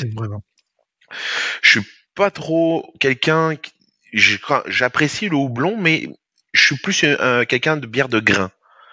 J'adore le grain. Ouais. Le grain, c'est ça. Donc c'est exactement ça. Ça vient me chercher. Ce sont ces bières-là. Ces bières où justement on goûte bien le grain, puis ça. Puis comme la bière précédente aussi, j'arrive quand même à jouer avec des houblons et je viens de brasser pour la première fois et pourtant ça va faire 4 ans que je brasse une bière avec du Citra que je n'avais jamais fait avant parce que je ne suis pas un amateur d'IPA. Donc je suis allé dans le Mosaïque, le Citra et un autre l'autre houblon qui est très connu aussi, Mosaïque, Citra. Et enfin un autre blonde, j'ai changé complètement un peu mon histoire de blonde. Elle est présentement en fermentation en bouteille, donc je ne l'ai pas goûté, mais j'ai hâte de goûter ça. Puis j'y suis allé aussi avec du grain, avec du Vienna, du grain un peu spécifique aussi, qui va être plus doux, plus foncé que du Pale Ale. C'est en fermentation, j'attends, mais je fais des tests. Ça veut pas dire Mosaïque, non, c'est ça? C'est pas Mosaïque? Oui, Mosaïque, exactement. Mosaïque, voilà. D'ailleurs, je l'ai la recette. Je vais pouvoir vous le dire tout de suite. C'est les grands classiques, ça. Vraiment très très bon aussi. Les grands classiques que j'entends toujours, mais que je n'avais jamais osé faire. Non, c'est Amarillo, excuse-moi, Mosaïque, Citra et Citra. Exactement. Ok. Donc Amarillo, Mosaïque, Citra pour celle-ci. Et l'autre aussi, j'en avais fait une autre avec du grain Pale Ale. Amarillo, Mosaïque, justement faire la différence Citra aussi. Alors, Et à ça, mon c'est goût, nouveau. ouais, ok, bah tu nous diras ce que Ouais. ça donne. Ou si tu veux nous l'envoyer, enfin si ça, no pressure, hein, t'es pas obligé. Mais alors celle-là j'aime beaucoup, mais la première, j'en aurais bu plus que de raison. Celle-là, c'est bien, j'aime bien, mais je suis rassasié après. C'est son côté robuste, bien sûr. Ouais. Moi, je les aime toutes les deux, quoi. La première pour sa facilité à être bu, et celle-là pour cette espèce d'authenticité, de rudesse, de quelque chose de plus terroir, elle est plus terreuse, elle est en même temps très ronde. Moi, j'aime les deux pour. Là, faut dire, c'est carrément presque mon terrain de jeu, quoi. J'ai eu juste une petit soupçon quand tu me l'as servi, Patrice. C'est-à-dire, j'ai dit, oh là, il y a quelque chose, tu sais, un petit peu comme le gras du cochon. Puis après, c'est pour ça que je me dis, wow, c'est animal. Et puis après, tout ça, c'est marié, c'est bien mélangé, sans aucun problème. J'aime les deux, et pour des raisons similaires, parce que c'est un peu ma culture brassicole. Moi, les deux, je pourrais les boire jusqu'à la fin de la nuit. Bon, on va pas faire ça parce que je dois prendre la route et demain il faut que je bosse, tu vois. Et puis, bon, on a des quantités limitées. Oui, en plus. Votre prof de français, il adore les bières, dire. Et ouais, si j'ai des valises, je fais ce que je veux. Hein. Je fais ce que je veux de mes nuits. Bon, moi j'adore. Hein, ne change rien. Celle-là, ça pourrait être une cuvée spéciale. Tu vois, un truc comme ça, ou tu vois, c'est plus dans ce domaine-là que je la verrais. Bizarrement, elle a moins de degrés d'alcool que la précédente. Oui, c'est bizarre, ouais, mais ouais. Parce qu'elle a plus de caractère, peut-être. L'autre, c'est une bière vraiment tout venant, et quand je dis tout venant, c'est vraiment. C'est pas péjoratif. C'est pas péjoratif, ça veut dire c'est une bière qui pourrait se retrouver en rayon. Et celle-là.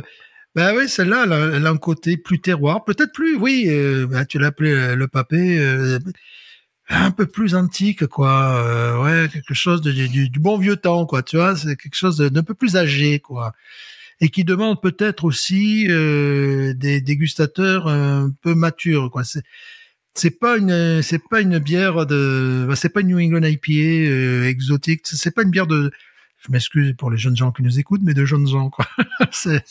c'est quelque chose, ouais, d'amateur de bière chevronnée. Ouais, c'est quelque chose de mature, quoi, de mûr.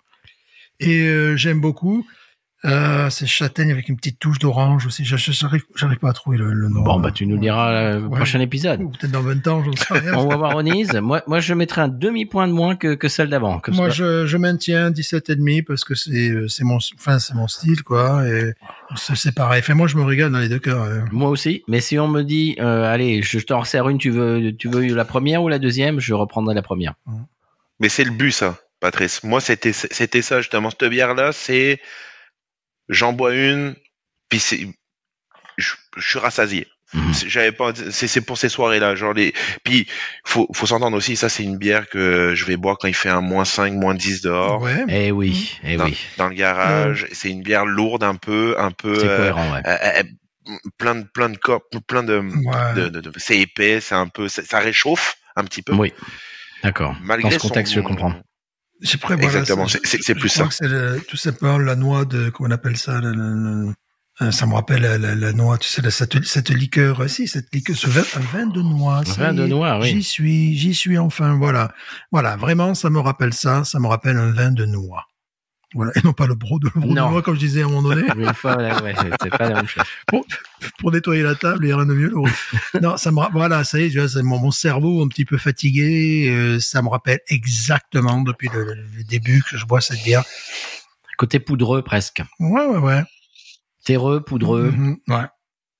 Voilà, c'était le mot que je cherchais. D'accord, du vin de noix. Voilà, je m'excuse auprès de nos auditeurs. Et comme tu dis, Jérémy, celle-là, oui, voilà, je la place dans ce contexte. Il fait froid. Non, je suis jamais allé au Québec, mais j'imagine, j'entrevois peut-être ce que ça peut être d'être là-bas en hiver. Et donc, ce genre de bière, oui, ça tient au corps, ça réchauffe. Et c'est vrai qu'en hiver, même ici, bon, et on n'a pas les mêmes températures clairement, mais c'est vrai que je suis plus enclin à boire des stouts ou des brown ale, etc. Voilà, bon, c'est saisonnier. C'est vrai que là, bon, nous on est en Louisiane, on est au mois d'avril, donc il commence à faire bon, et c'est vraiment le printemps. Donc là, c'est un peu incongru de boire ça, mais ça ne veut pas dire qu'elle est moins bonne. Tu sais ce que ça me rappelle véritablement? Ça me rappelle Samuel Smith. Oui. Tu sais, je sais pas si tu connais leur bière, c'est la bière anglaise, évidemment. Non, je la connais pas. Une brasserie que j'adore, malgré la politique un petit peu déplorable du patron. C'est dommage parce qu'ils font des bières. On avait été un petit peu déçus par la lager, qui n'apportait rien de particulier. Mais tout le reste, notamment, enfin, je ne vais pas leur faire la publicité non plus. Non. Mais leur bière au chocolat, leur bière à l'abricot, c'est des bières qui sont... Et ça, c'est vraiment la Samuel Smith, un petit peu traditionnel. Voilà, j'ai finalement réussi à mettre mon cerveau en adéquation avec ma bouche. Donc ça, c'est vraiment gros, comment dirais-je, compliment pour toi, Jérémy, de la part de Stéphane, de Samuel Smith. Là, c'est dans ce style-là, il y a quand même, enfin, c'est le haut du panier. C'est très haut du panier. Ouais. Ben là, je suis en 2-2, Stéphane et Patrice. Patrice, t'as pris des bières. Là, la première, honnêtement, là, tu m'amènes un bro, là, j'en bois plus que de raison. Celle-là, c'est bien. J'aime beaucoup. Là, justement, en fin de dégustation, j'ai cette espèce de chocolat, de grain qui est magnifique. Et j'ai envie de boire la première de nouveau. Mais tu sais, oui, c'est normal. Le Samuel Smith, ça se boit, tu sais, la petite bouteille, là, puis tu n'as pas forcément envie d'en boire 4 ou 5. Ouais. Moi, j'adore les deux parce que c'est carrément dans mon style. Donc bon, moi aussi. Voilà, donc à partir de là. Bravo. Ouais, 17,5 x 2. J'aimerais savoir faire ça. En ce moment, si je voulais brasser dans ma cuisine, c'est pas possible. Je peux même pas atteindre l'évier. Ce serait une bière au termite. Voilà, ce serait une bière au termite volante. Aromatisée au termite. À la poussière, des choses comme ça. Ouais, c'est très amusant. Voilà. Mais en fait, tu vois, si je devais faire des bières, ça serait plutôt vers ce genre de bière que si je devais faire des bières chez moi, ça serait vraiment vers ce genre de bière, peut-être moins alcoolisée, comme ça je pourrais en boire plus, et peut-être plus aqueuse, tu vois. Mais c'est vraiment, bon, la lager, c'est pas la peine, on peut pas toucher. Mais je n'essaierai pas de faire une New England IPA, par exemple. Je n'essaierai même pas de faire une West Coast IPA. Je n'essaierai pas de faire ces bières américaines. Ni les bières belges. Ce que j'essaierai de faire, c'est ce genre de bière. Donc, une fois, je t'avais glissé l'idée de faire une bière avec un petit goût de violette, mais c'est que ce sont des bières anglaises qui ont ce goût-là, et qui ont un degré d'alcool qui est ridicule, qui est entre 3,3 et 3,7. Mais c'est dans la même veine, parce que bon, les autres brasseries, non, moi, j'ai des souvenirs immuable de pub anglais où il y a ce genre de bière. Là, c'est très réussi. Effectivement, la deuxième, c'est une Nut Brown Ale. C'est pas une bitter, mais c'est vraiment dans le style anglais, quoi. Très bien. C'est magnifique. Ce qu'on peut faire, c'est qu'on peut écouter le sonal du conseil de voyage et puis tu vas nous parler un petit peu du Québec, Jérémy? C'est parti. Et de tes impressions. Allez, on écoute le sonal.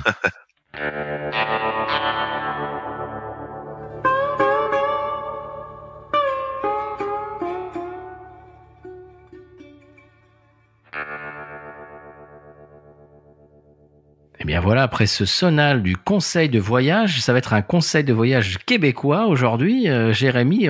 On va un petit peu te cuisiner. On a goûté ta cuisine, maintenant on va un petit peu te mettre sur le grill et on va te poser des questions parce que moi j'ai beaucoup de questions. Je suis malheureusement encore jamais allé au Québec. J'ai des copains là-bas que j'aimerais bien aller revoir et d'autres aller les rencontrer parce que c'est des comment dirais-je, des gens que je connais de façon virtuelle.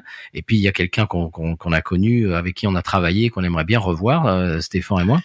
Oui. Et donc je vais dire c'est numéro 1 ou numéro 2 sur mes listes de pays que vraiment qu'il faut absolument dans lesquels je veux vraiment aller. Donc c'est pour ça qu'on aimerait bien un petit peu te piquer le cerveau, comme on dit en anglais, pick your brains. Et donc tu es arrivé quelle année, tu nous as dit tout à l'heure, quelle année tu es arrivé au Québec? Je suis arrivé en janvier 2011. 21 janvier 2011. Ouais, en plein hiver. Alors, oui, ouf. Alors donc tu es de la région d'Avignon, c'est ça? Tu nous disais tout à l'heure? Ouais, exact. Moi, je viens des Angles, le petit village à côté d'Avignon, Oui. où j'ai grandi. Puis ma conjointe vient de Piolenc, ma femme. Donc c'est ça, exactement, de Piolenc, à côté d'Orange. On est parti, donc on a pris la décision de partir ensemble. Enfin, c'est un peu de ma faute. Je voulais vivre l'aventure au Canada. Au début, je voulais aller en Alaska. Ah J'ai ouh. appris que c'était américain. C'est ça. Là, j'ai Eh, fait comme, ah non, l'Alaska, c'est américain, c'est pas pareil, c'est pas les mêmes papiers, c'est pas la même, tout ça. non. Donc en fait non, c'est ça. On a pris la décision de partir donc au Québec, à Montréal, pour bien sûr, vous le savez, des choses c'est plus facile d'arriver dans une grande ville, c'est francophone. Si vous avez pas trop anglais au début, le meilleur choix c'est d'arriver à Montréal parce que bon, il y a du monde, il y a plus de travail et puis c'est beaucoup plus facile qu'on arrive dans une monopole pour aussi grand que Montréal pour trouver un logement déjà puis du travail, hein, les services, parce que faut savoir aussi que bon, le Canada, le Québec, c'est grand, c'est bien, mais comme par exemple moi là présentement où j'habite, il n'y a pas d'autobus. Même si je suis à 45 minutes, 1 heure de Montréal, il n'y a pas Mhm. d'autobus qui va jusqu'à la maison. Puis on a plus de chances de croiser un raton laveur ou un renard qu'un autobus. Wow. Et donc vous êtes arrivé au mois de janvier comme ça avec vos valises. Tu avais trouvé en amont un boulot ou elle aussi ou pas du tout? Pas du tout. On est parti. Vraiment, on est arrivé Complètement avec nos l'aventure. valises. Ah ouais, on est valises 23 kilos. J'avais amené ça et ma guitare. Voilà, j'avais amené ma guitare, ma lag, qui est derrière moi, là, qui est juste ici. Donc non, c'est ça. On est arrivé, on est allé habiter dans une auberge de jeunesse à peu près pendant 1 an. Le temps de trouver, de stabiliser, parce que l'auberge de jeunesse était la façon la plus facile et la moins chère à Montréal, surtout qu'on avait un permis de travail de 1 an. Hein, donc, faut savoir qu'on est parti sur un coup de tête. Donc, l'auberge jeunesse, on paye par mois son loyer. Il y a l'électricité, il y a tout. Donc, on n'avait pas dedans. Et on a cherché du travail avec imprimer nos CV dans les cybercafés à l'époque. Hein, on n'avait pas de Complètement l'aventure donc. Ah oui, complètement l'aventure. J'ai une petite question parce que moi j'ai déjà fait, on l'a déjà fait Stéphane, de partir comme ça. Vous avez pris un aller simple. Est-ce qu'on vous a laissé prendre un aller simple? Exactement. Bon point, justement. C'est vrai oui. qu'on a un peu, c'est un peu ce cheminement. On a traversé un peu.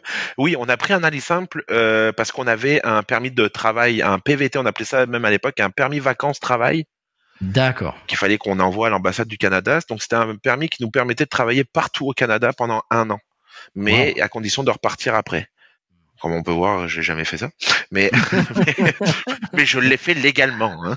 Je suis citoyen aujourd'hui canadien, donc on est correct. Ah, t'es citoyen canadien? Oh oui, je suis citoyen canadien depuis 2018. Ah, oh bravo. oui. Oh oui, on a mais ma conjointe aussi. Ma femme Ah, aussi. super. Lorsque vous êtes arrivé, vous ne connaissiez personne. Vous n'aviez pas le point de chute, vous n'aviez pas de personne. Non, exactement. Il fait non de la tête, il faut vous dire, parce que vous le voyez pas, mais il fait non de la tête. non, exactement.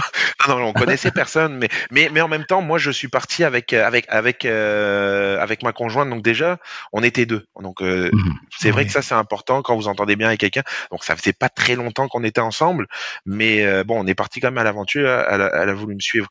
On s'est suivi, puis ça s'est fait naturellement. En fait, on a été accueillis ici. On connaissait personne, mais on s'est fait quand même des amis québécois quand même assez proches par rapport à notre travail, qui nous ont accueillis, qui nous ont jamais laissés seuls à Noël, parce qu'on était juste tous les deux à Noël. Ils nous ont invités dans leur famille, qui nous ont sont très chaleureux. Les Québécois sont très gentils. Ils nous accueillent vraiment les bras ouverts. On a été invités à la cabane à sucre, faire du sirop d'érable. J'ai vraiment appris le terroir québécois assez rapidement, grâce justement à mon travail chez Molson.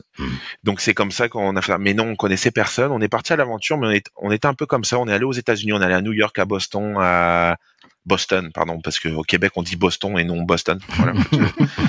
On est plus français que français au Québec. On parle beaucoup plus français. Hein. On dit la voix et non the voice pour les émissions. Mais c'est le gros cliché un petit peu. Mais c'est ça. Donc on a fait un peu le tour aussi des États-Unis avec ma conjointe. On est parti à l'aventure. On dormait dans les auberges de jeunesse, tout ça. Ça c'était bien sûr dans notre temps où on n'avait pas d'enfants. Après quand on avait des enfants, c'était différent. Mais c'est ça.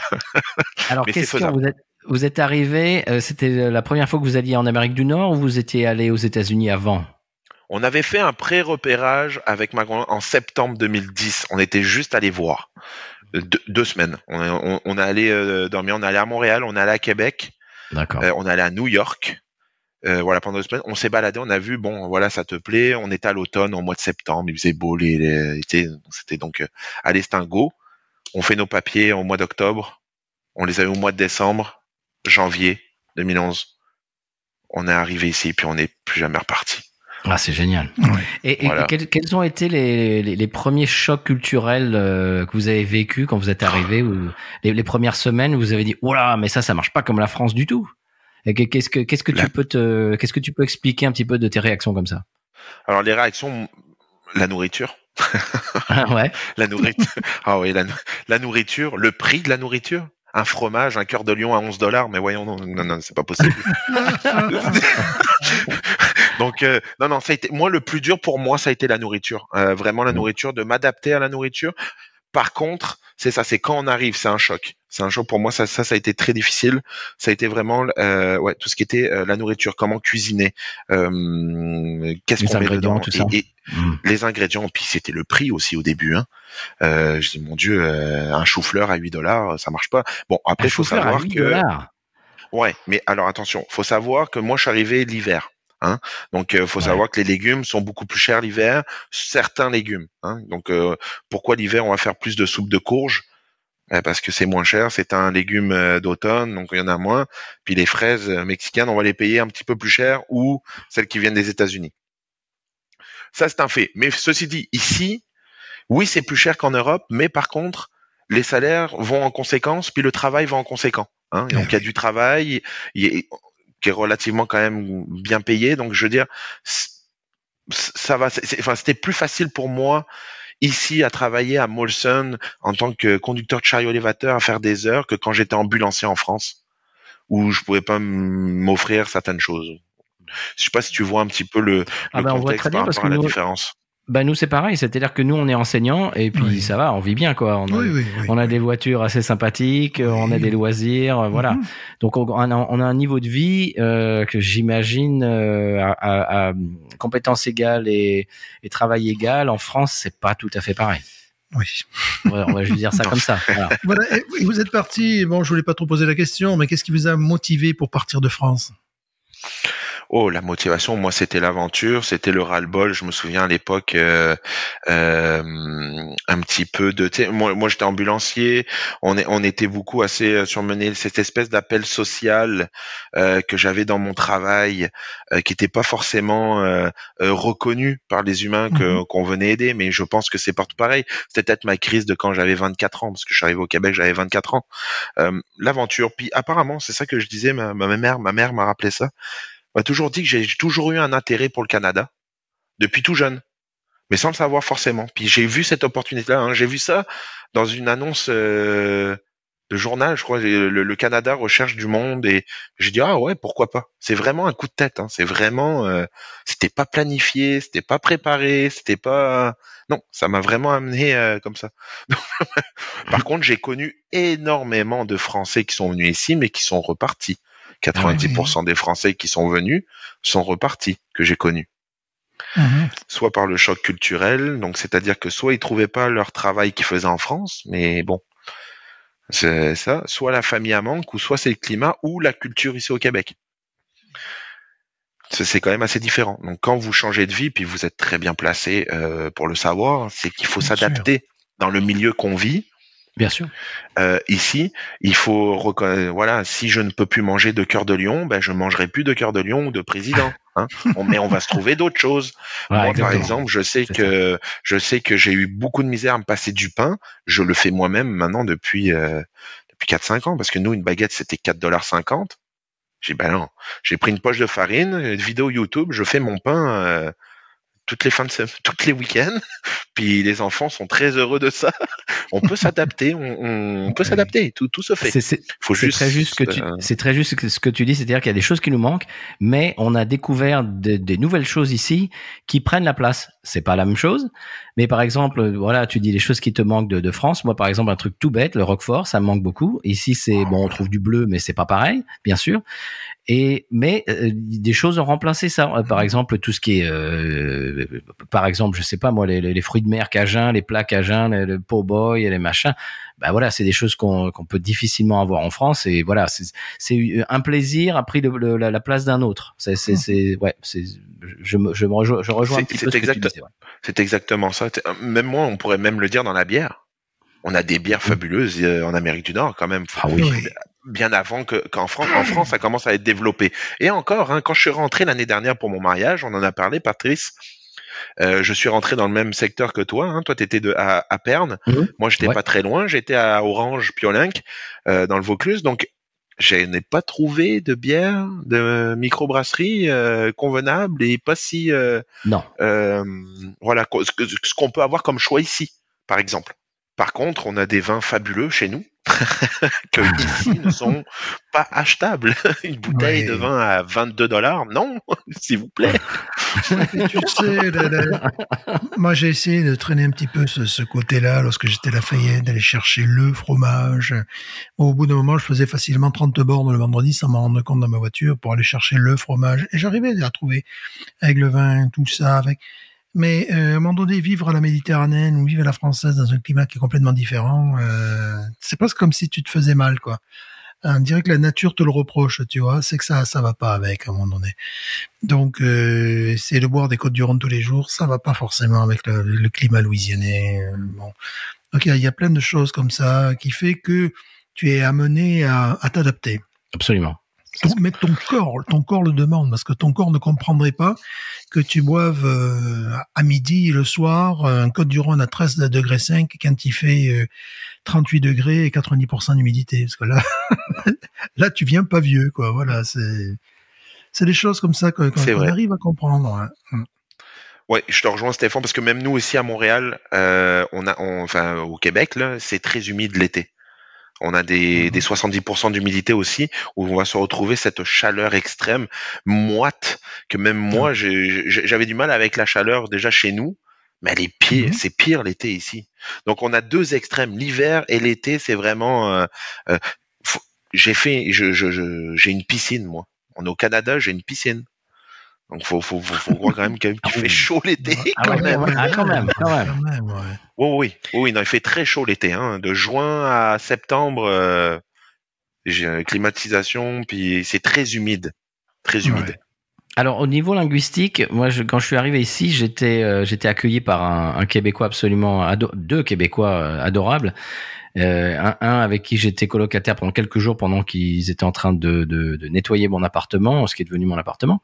Donc il m'a hébergé pendant 2-3 jours et il y a eu des incompréhensions linguistiques que je trouve absolument délicieuses. Est-ce que tu as eu la même chose, toi, au niveau linguistique, des fois, des gens qui te disaient des choses, des expressions québécoises, et que tu devais leur dire, je suis désolé, j'ai rien compris ce que vous venez de me dire. Parce que moi, on est allé à la Nouvelle-Orléans avec, donc, ce collègue, quand je suis arrivé, et donc, il m'a hébergé, j'ai trouvé ça absolument adorable pendant quelques jours, et il me dit, allez, viens, on va à la Nouvelle-Orléans, et on rentre dans sa voiture. Ça, c'est l'histoire que j'ai racontée 1000 fois, dans le podcast, j'imagine au moins 3-4 fois, mais je m'assois sur le siège passager, il démarre la voiture et il me passe quelque chose, il me dit drette ça dans le Dutch, et j'ai dit pardon. Ben dis ouais, drette ça dans le Dutch, et je dis je n'ai pas compris un seul mot. J'ai compris dans c'est tout. J'ai dit, il va falloir que tu m'expliques en français de France ce que tu viens de me dire, parce que je sais pas ce que tu viens de me dire. Est-ce que ça t'est arrivé, ça? Ce qu'il voulait dire, en fait, est-ce que tu peux mettre ça dans le vide-poche? Voilà, tout simplement. Ça, dans le dash qui est donc la petite pochette qui s'ouvre, mais bien sûr. Voilà. Est-ce que tu as eu des expériences comme ça? Moi, j'ai une expérience que je rappelle toujours, hein, quand je suis arrivé. Le québécois, il y a des expressions, mais c'est beaucoup des expressions qui sont franglais. Oui. Donc, par exemple, moi, je me souviens la première fois que j'avais mon véhicule et que j'essayais de parler de véhicule avec un ami québécois. Et moi, je n'avais pas je l'ai pas toujours forcément un anglais très développé, mais par exemple, je me souviens, ils sont un peu taquins les Québécois sur les Français, hein, ça faut le savoir. Faut être un Français gentil, pas trop arrogant, parce que sinon il va vous le dire. Hein. On a quand même une réputation, les Français au Québec. Là. Pas possible. Oui, bien sûr. Ben oui, un petit peu hautain, genre qu'on sait, on sait tout. Mais non. Mais c'est ça. Si mais oui, je me souviens à Molson, un de mes collègues de travail qui me dit ouais Jérémy, on va en France, vous dites parking, vous parlez anglais, ça a pas d'allure, tout ça. Je dis ah bon, ok, machin. Puis je crois que 10 minutes après, on commence à parler de chars, de véhicules, donc de voitures, parce que nous au Québec c'est un char. Il dit ouais, j'ai changé les wipers, le bumper, mon muffler, il a été sur mes tailleurs, mes breaks, puis tout ça. Là, j'étais comme. Puis c'est moi qui parle anglais, je sais même pas de quoi tu me parles. C'est quoi un bumper? C'est quoi le windshield washer? C'est quoi? De quoi tu me parles? Donc c'est ça. Donc là, ils ont réalisé. Tu fiches de moi à cause du parking. Voilà. Le parking, c'est ça. Et parce qu'on dit sandwich aussi. Et ils disent quoi? Donc un sous-marin. Nous, c'est un sous-marin au Québec. Oui, exact. Un sous-marin. Oui, Subway. C'est un sous-marin. Ouais. Exactement. Donc nous c'est un sous-marin. Quand on a un sandwich, c'est un sous-marin. Donc voilà. Donc c'est juste des titres, mais c'est enfantin, c'est rigolo. Faut pas mal le prendre. On en rit. Puis oui, ça joue un peu anglais. Mais tu sais, moi je me souviens toujours de mes amis qui parlaient anglais, qui se donnaient un petit style en France là, savoir parler anglais, alors que ici c'est totalement l'inverse. Mais quel dommage, justement. Moi, c'est un peu ça qui me rend triste un peu ici. C'est cette guéguerre français-anglais qu'on vit depuis la guerre, hein, vous le savez. Parce que l'histoire du Canada, vous la connaissez un petit peu, c'est un peu comme la Louisiane, hein, entre guillemets, à l'époque de la Louisiane, quand Napoléon a vendu la Louisiane, c'était aux Américains, pardon. Aux Américains, ouais. C'était un peu ça aussi au Québec, hein, les véritables Gaulois, hein, Astérix. Ça me fait un peu penser à ça. Le Québec, c'est un peu la Corse de la France. Ah ouais. Mais pour le Canada, voilà, c'est un peu les Corses, voilà. Hein, il y a le Canada puis il y a le Québec. C'est un peu comme il y a la Corse puis il y a la France, la métropole. C'est un peu ça. Alors que c'est tellement un beau pays, c'est de belles cultures, mais bon, voilà. Mais c'est ça. Mais sinon, c'est tellement riche ici. Puis il y a toutes les cultures. Hein. Ça, par contre, j'ai jamais vu autant de cultures à Montréal avec une aussi bonne entente. De tout là, on peut avoir chinois, japonais, américains, africains qui travaillent tous ensemble, puis c'est incroyable. La métropole de Montréal, c'est incroyable pour ça, vraiment. Bah, tu me disais ça, tu me dis ça, c'est marrant parce que j'ai envie je sais qu'on va pas faire de coup de cœur aujourd'hui, mais je vais glisser un coup de cœur québécois que m'a fait découvrir Julien du label Podcut. D'ailleurs, je te passe le bonjour Julien. Merci de nous avoir aidés parce qu'on enregistre par Zencaster, qui est la première fois qu'on enregistre comme ça avec quelqu'un qui n'est pas avec nous physiquement. Merci Julien. Et Julien m'a passé la recommandation du podcast Le Gong Show. Est-ce que tu connais le Gong Show, Jérémy? Non, pas du tout. Eh ben c'est un podcast québécois en fait qui reprend, comment dirais-je, des spectacles de stand-up, donc d'humour, et qui donne sa chance à des humoristes en herbe, des gens, certains qui n'ont jamais, c'est la première fois qu'ils montent sur une scène, la première fois qu'ils ont un micro dans les mains et qui essayent de faire rire un public. Et il y a des gens qui sont plus chevronnés, etc., et qui font 3 minutes. Alors le format, c'est chacun à 3 minutes. Donc on démarre le comment dirais-je, le chronomètre, et si on arrive aux 3 minutes, à la fin des 3 minutes, on entend une bling, bling, bling, et ça veut dire qu'on a réussi et qu'on a fait ces 3 minutes. Mais si vraiment on patauge dans la semoule et qu'on dit des trucs qui sont pas drôles, et puis qu'au bout d'un moment, puis que personne ne rit, au bout d'un moment, bang, t'entends le gong, et voilà, t'as été gongé, et voilà, donc c'est pas grave, tu peux revenir plus tard, mais bon, ce soir, là, t'as pas fini tes 3 minutes. Et voilà, c'est super rigolo, et c'est vraiment génial de voir qu'il y a des gens, alors bien sûr beaucoup de Québécois, ça c'est normal, mais il y a des Français, il y a, comme tu dis, des gens qui viennent d'Afrique, il y a des gens qui viennent d'Asie, et donc c'est vrai que c'est vraiment un creuset, le Québec. Il y a beaucoup d'influences internationales, et c'est super, et tout le monde est le bienvenu, vraiment. Ce que j'aime beaucoup au Québec, c'est cette espèce bonhomie, d'entraide entre les gens. J'ai l'impression qu'il y a une espèce de climat de sympathie, de choses qui sont positives. Est-ce que tu le ressens ça, toi? Oui, c'est sûr, je le ressens. Oui, par rapport à chez nous, par rapport en France, oui, c'est certain. C'est certain, c'est beaucoup plus avenant. Je veux dire, moi, Positif, oh oui, détendu. c'est détendu, c'est plus calme, c'est moins méfiant, moins sur les gardes, moins Mm. sauvage. Il y en a toujours, hein. L'humain restera l'humain. Oui, bien Hein, ça, on sûr. ne pourra pas changer l'humain, qu'il soit de n'importe. Mais c'est beaucoup plus convivial, c'est beaucoup plus. Ils sont curieux aussi. Hein, tu viens de France, moi j'habite en Mhm. campagne. Ah ouais, tu viens de France, de où? C'est quoi l'accent? Ben je viens à côté d'Amiens, Marseille. Tu connais Marseille un peu. Donc voilà, ça les amuse. Ils aiment ça un Mm. peu qu'on prenne l'accent du Sud. Plus que j'imagine que vous qui êtes aux États-Unis, qui parlez anglais, là les accents ils font pas la différence. Non, J'imagine. C'est ça. Mais moi, par exemple, expliquer à un Québécois, je craigne des gains ou voilà, des expressions de chez moi. Ça les fait rire. Puis dès qu'ils entendent un truc avec le sud de la France, même le sud-ouest, hein, le rugby, tout ça, Mhm. ça vient de chez toi, ça. Puis ça les amuse. Donc voilà, ça fait un sujet aussi. Ils abordent, sont pas timides. Ils vont venir vers vous. Puis non, c'est ça. Puis moi j'ai trouvé mon bonheur ici, moi. Ouais. Ah ben Vraiment. très bien, on est très content. Moi, ce que je trouve aussi beaucoup, c'est qu'ils se donnent pas d'air. Les Québécois on a l'expression en France, péter plus haut que son cul. Les Québécois ne pètent pas plus haut que Ouais. leur cul, en général. C'est-à-dire, ils Non. se donnent pas des grands airs, ils font pas semblant d'être ce qu'ils n'ont pas, ils sont très, très nature. Voilà. Ils se Ils prennent sont pas humbles le aussi. bourrichon. Non, Ouais. ouais. J'ai trouvé ça. C'est tellement appréciable, ça. C'est appréciable. Puis même, je veux dire, c'est avec le temps, moi depuis le temps que je suis ici. Non, c'est vrai, même à Montréal, même dans les grandes métropoles. Donc c'est sûr, depuis 14 ans, ça a changé. Oui, c'est plus Hmm. pareil qu'avant, mais ça c'est le monde. Le monde Oui, bien change. sûr. Puis c'est une grosse ville. Hein. Faut savoir aussi qu'au Québec, puis qu'au Canada, je crois que c'est pas loin de 400 000 à nouveaux arrivants par année. C'est quand même beaucoup. Ouh. Donc ça fait C'est du monde. énorme. Alors après, il y en a beaucoup qui repartent aussi. Hein. Comme je vous ai dit, Ouais. 90% des Français que j'ai connus, moi, ils sont retournés. Hein.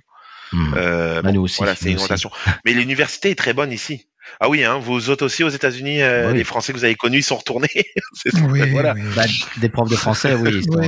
c'est une espèce de, c'est une porte, Tournante, porte ouais. tournante, porte Mhm. battante, quoi. Ça rentre, ça ressort, ça rentre, ça ressort. Au bout d'un moment, on les oublie, on sait, ah ouais, celui-là, là, tu t'en rappelles, il y a Ouais. 10 ans, ouais. Ouais, non, ça défile, quoi.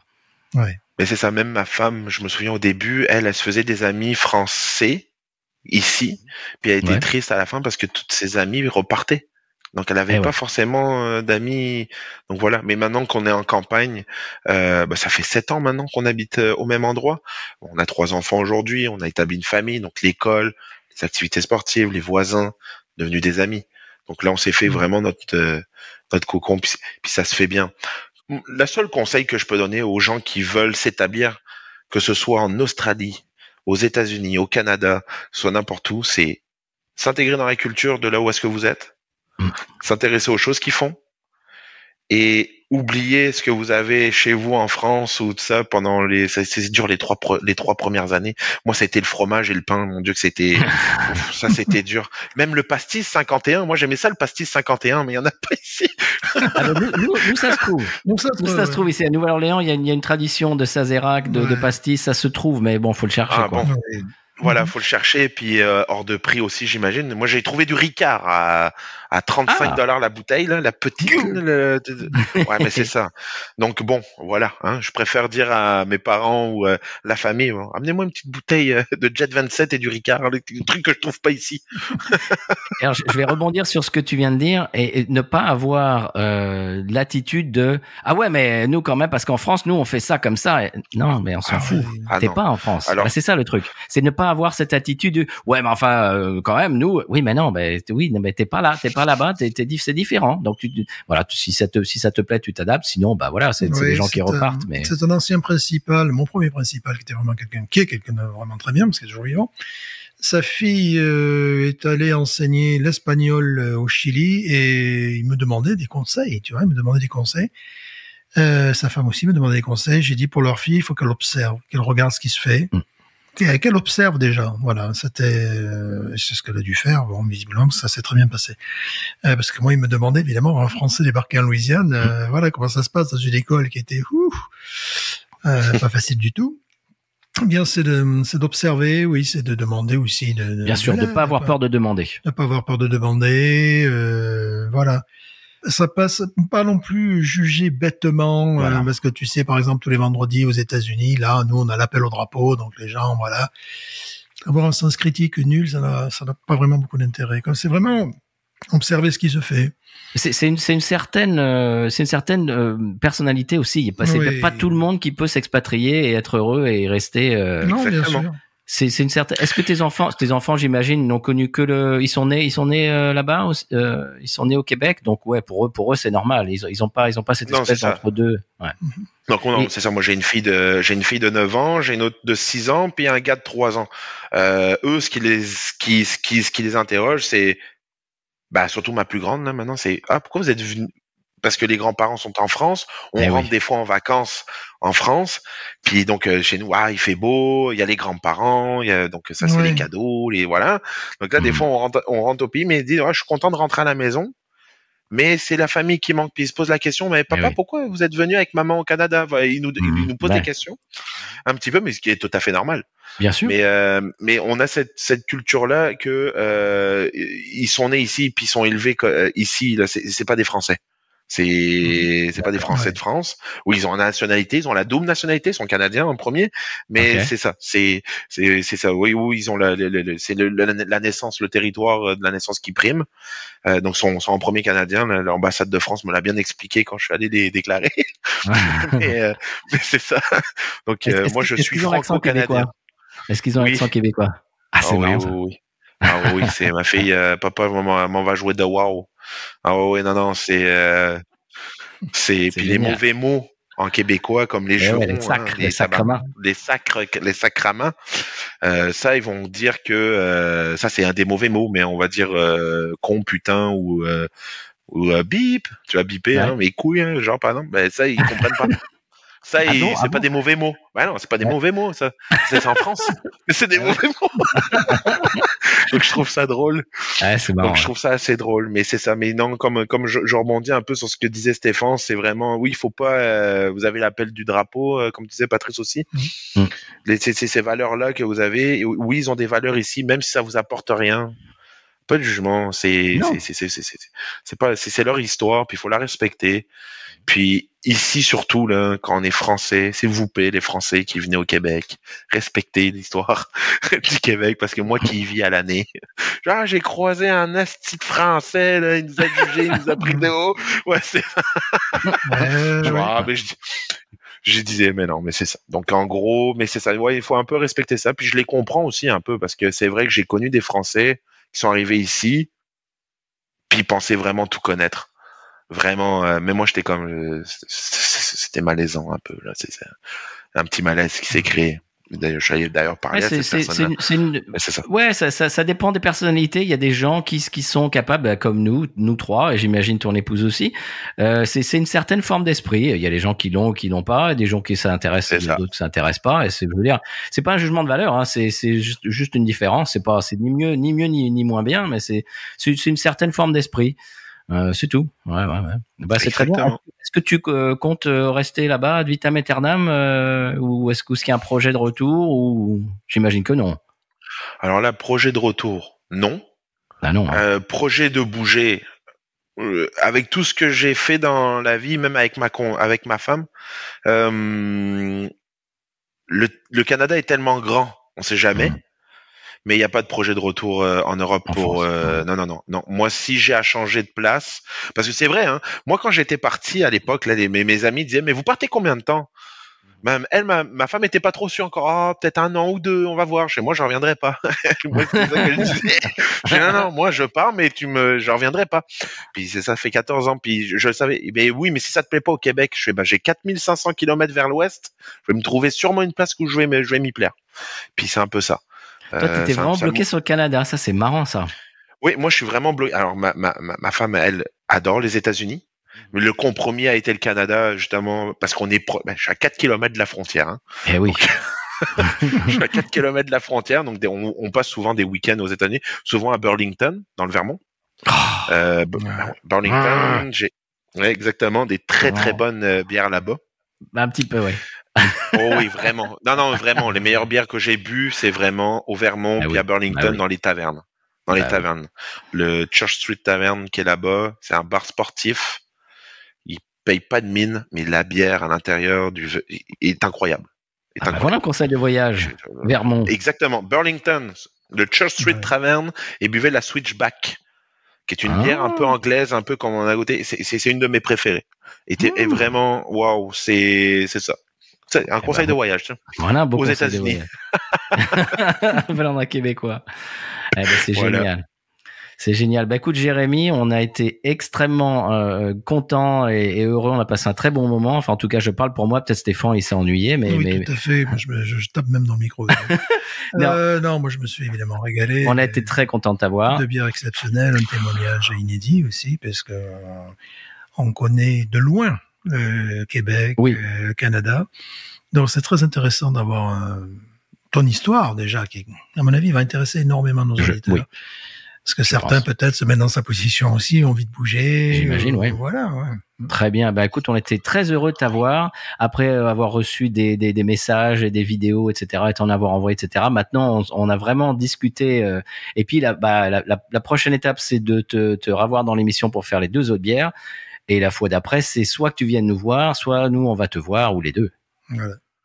Exact. Oui, c'est un projet. Hein. Ma femme est au courant que je veux faire un tour. Je veux faire un tour en Louisiane, avec ou sans elle, mais il faut que j'y aille. Parfait. Écoute, on en parlera la prochaine fois. On te remercie beaucoup. On réitère que nous faisons partie du label Podcut. Si vous voulez, découvrir toutes les émissions du label, vous pouvez aller sur podcut.studio. Également, si vous voulez mettre la main à la pâte et aider Binous USA et les autres émissions du label, vous pouvez aller bien sûr sur patreon.com/podcut. On va te remercier encore une fois, Jérémy. On va remercier tous nos auditeurs, nos auditrices de nous écouter tous les mardis, ou même si vous nous écoutez un autre jour de la semaine. On a toujours des retours absolument géniaux. On est comme que toi, tu faisais partie des auditeurs qui nous faisaient des retours, et voilà, maintenant tu es dans l'émission. Et on vous remercie de nous suivre sur les réseaux qui sont bien sûr Twitter, Facebook, Instagram, Threads, Blue Sky, et puis il m'en manque un, binoususa@gmail.com pour l'email, pour nous envoyer vos créations ou des bières qui vous plaisent chez vous ou pas loin de chez vous. On va te dire à bientôt, Jérémy. On fait ça, alors je sais pas, peut-être pas la semaine prochaine, peut-être dans 15 jours, 3 semaines, un truc comme ça. Exactement, oui, on s'en parlera puis les styles de bière iront peut-être pas en été. Oh, donc il va falloir se dépêcher alors. Ah, d'accord. C'est bien, ça nous fait un petit peu de choses à découvrir pour la prochaine fois. On te remercie encore une fois, Jérémy. Merci d'être dans l'émission. Ça nous a fait énormément plaisir. Et Monsieur Stéphane, est-ce que tu as quelque chose à dire, Jérémy, avant que Stéphane nous donne le mot de la fin? Merci pour l'invitation. C'est moi qui vous remercie. Le plaisir était pour nous, Monsieur Stéphane. Le mot de la fin, quel est-il? Oui, je dirais Binous. Ain't nothing turns me on more than a big patat. Oh, I like that patat. I like the patats too big. Look at her go, look at her go. I like both the patats. We should water, we should water, we should water.